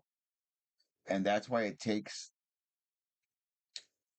fusion to introduce things that you typically wouldn't eat. And that's why Smokey goes back to it time and time again.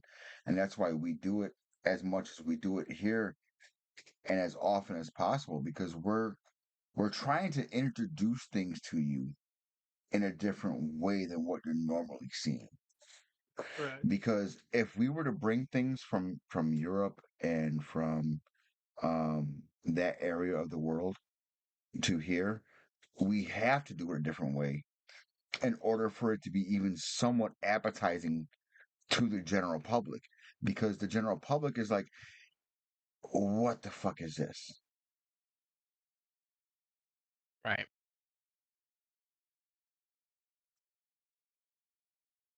Oh, it's 100% Like, a melting pot. And that's the great thing about America. But at the same time, we as a culture, I really want to say more recently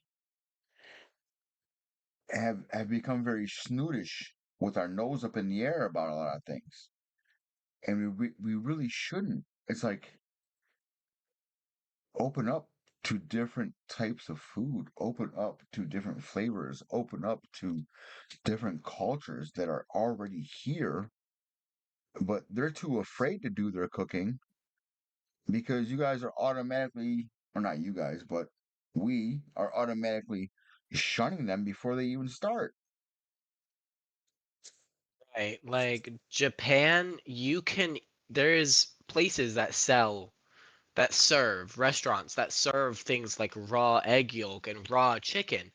And that's because, and if an American Facts. person went there, they'd be Coloquial. like, that's Facts. weird. But there, it's so widely accepted and regulated that there are no bad bacteria on it. Ooh, I like that. Chef Olaf, what's your favorite quick selling, good to prep mass dish? His is filled phyllo dough flutes with feta, thyme, rosemary, and honey. That actually sounds pretty fucking good. Uh, That I sounds usually really good. I usually do rare steak with it's usually wrap it with asparagus and then blue cheese. I mean, um, quick selling, easy to make. Tuna tartare. Yeah, a tuna Tuna tartare. tartare is a good one. It's a good one. Yeah, yeah, I would definitely have to agree with that one. A tuna tartare is it's so quick and easy. I mean, because You especially because literally just all, drench it in acid for like 5 minutes and it's good. not even that. I mean, I get sushi grade, so all I'm doing is literally adding whatever sauce flavoring I want to add to it, some sesame seeds and some cucumber, and call it a day. Like boom, Right. there you go. Add some avocado to it to really set it off. Steak, filet mignon. We eat fucking steak here in America. America. Well, no, I take. Well, that's what I do. I take a New York. I'll take a New York and cook it rare, and literally take a piece of asparagus and I'll wrap the steak around it, with cheese on, it, and then it's just simple. Oh, I just Slice it ate and really I'm thin. already hungry again. Yeah. Going back to what you said about other cultures getting their foods made fun of, India is a big one. People complain about the smell of India food, and I think it is amazing. Indian food is one of my I favorites. Indian, like actual Indian, like Indian, like not Native American Indian. And Indian food is quite unique in all aspects because it's good, but it's different because it is the flavors they use, the style that they do their food in is so unique to them that it is very unorthodox in most other places and cultures. Like it's like, wait, what the fuck are you doing over there? What in the fuck is a curry? Like, it's just how it is. It's just how it rolls. But, you know, To me personally, I'm not the biggest fan. Um, most other flavors are really, really good. I just, I'm just, I don't know. I'm not 100% sold on it per se.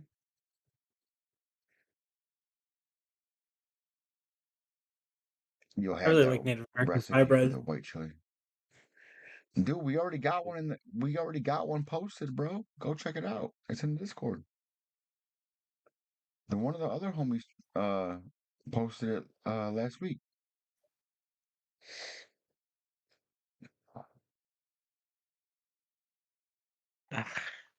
It really, to me, it I've really is the smell. Like I'm not a big fan of the smell, and that's just that all depends on personal preference at the end of the day. Like it is what it is. You're not gonna make everyone happy. You know what I'm saying? Like you learn that as a cook, as a chef. You're not gonna make everyone happy with a certain type of food, but if you can do it in a certain way, you can make a general census for people to like it and want to buy it. I don't know.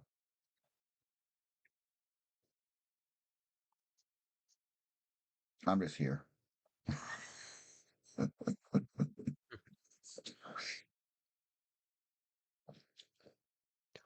If my house smelled like curry all the time, I'd be happy. Hey, and more power to you. I love that. I love that you love that. But that's you. Like me, I want to smell palm trees, ocean breeze, rum. I want to feel like I'm in the Caribbean, and I'm not.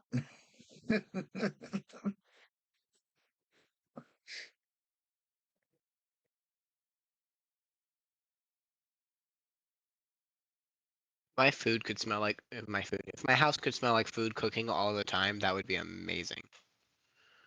I mean, Herbs de Provence should be an air freshener. Yes.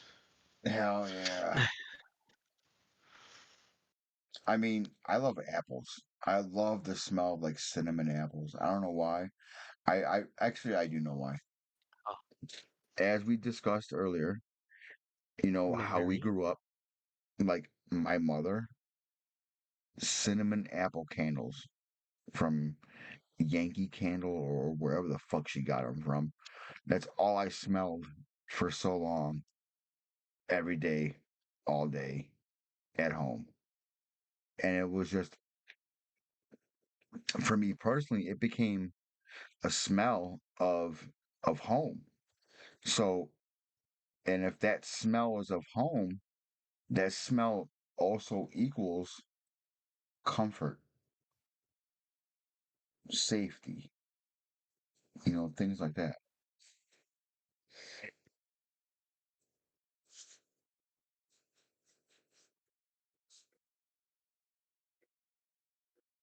Szechuan. Oh, I love Szechuan. I have moved my washer away from the wall so many times. It Yes, I know. keeps I don't care. putting itself back on the wall and knocking on my wall. So I apologize if you hear that. Mm. Yes, yes, I know. Um, but I do have $1 million question for you. What's that? As our guest, you get to choose who we rate out to. Ooh. So, is there a streamer you would like us to raid? Uh, uh, It's a 2x4 on the ground behind it. Ooh, I ooh, have to excuse me. find someone at like. I mean, if you said Bonky, I'd be like, okay, whatever. You know what I mean? It don't matter who. Right, but nobody I'm following is on Nah, mine right nah. now. Really? Yeah, Bonky's not streaming today. Tinka isn't either. Oh, does your mom actually stream? She does every once in a while. Oh, okay. She's I was about gonna to say I've start yet to getting really catch her. consistent. She's about to start getting consistent with it, but she was That trying to get consistent with it, and then the whole family thing came in, so she took some time off to be with said family. All right. Do you mind if I find someone for us No, I don't mind. that is um no. Come on, computer work. Um because I love rating into people I think will benefit everyone as a whole. Because if we all go in there talking, they're gonna be like, "Oh, who are these people?" And they're literally gonna check out every single person. Right. Um, so let me do a quick look. See if there's anybody in like the food and drink section. Um, by now, almost everyone I know in food and drink is gone. Like I'm usually the last one standing. When it comes to Sunday nights, at least. For the late night peeps. I mean, that makes sense Ooh, considering.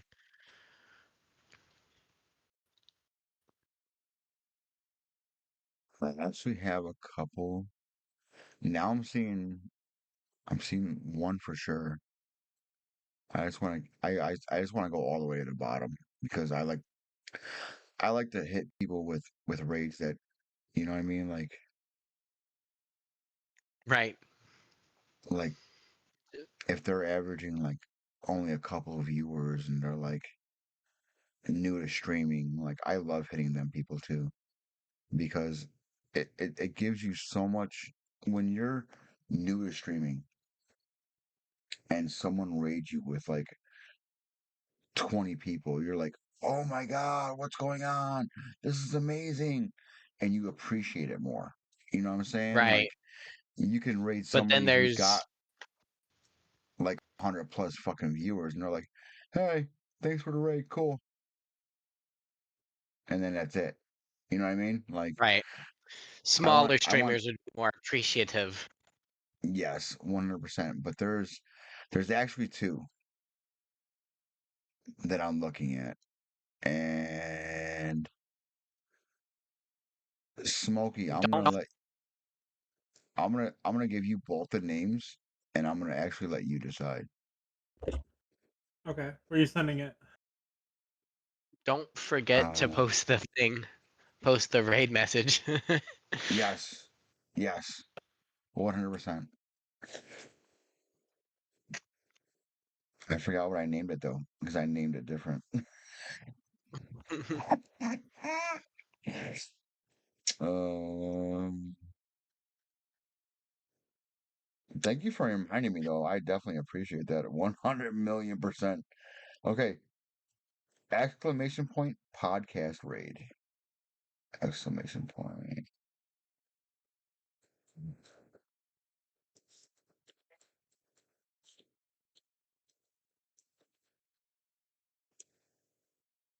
Where are you sending the names at? Oh, I'm just gonna tell you. Oh, Let me go back to Discord so our cameras are back on. Did they come back up? Yes. Okay. So please do that copy and paste, guys. I would greatly, greatly appreciate it. Um, Smokey, I'm looking at um Queen of Kings right here. Actually, let me just type it up in chat. Queen of Kings 17. Yes, Okay, her I got fingers. I can type. Just a minute. or or like this guy is super fucking awesome. He's got a good crowd in there, so it might be a good way to get some attention for everyone. Um, I am or Here, actually, let me just put it in chat.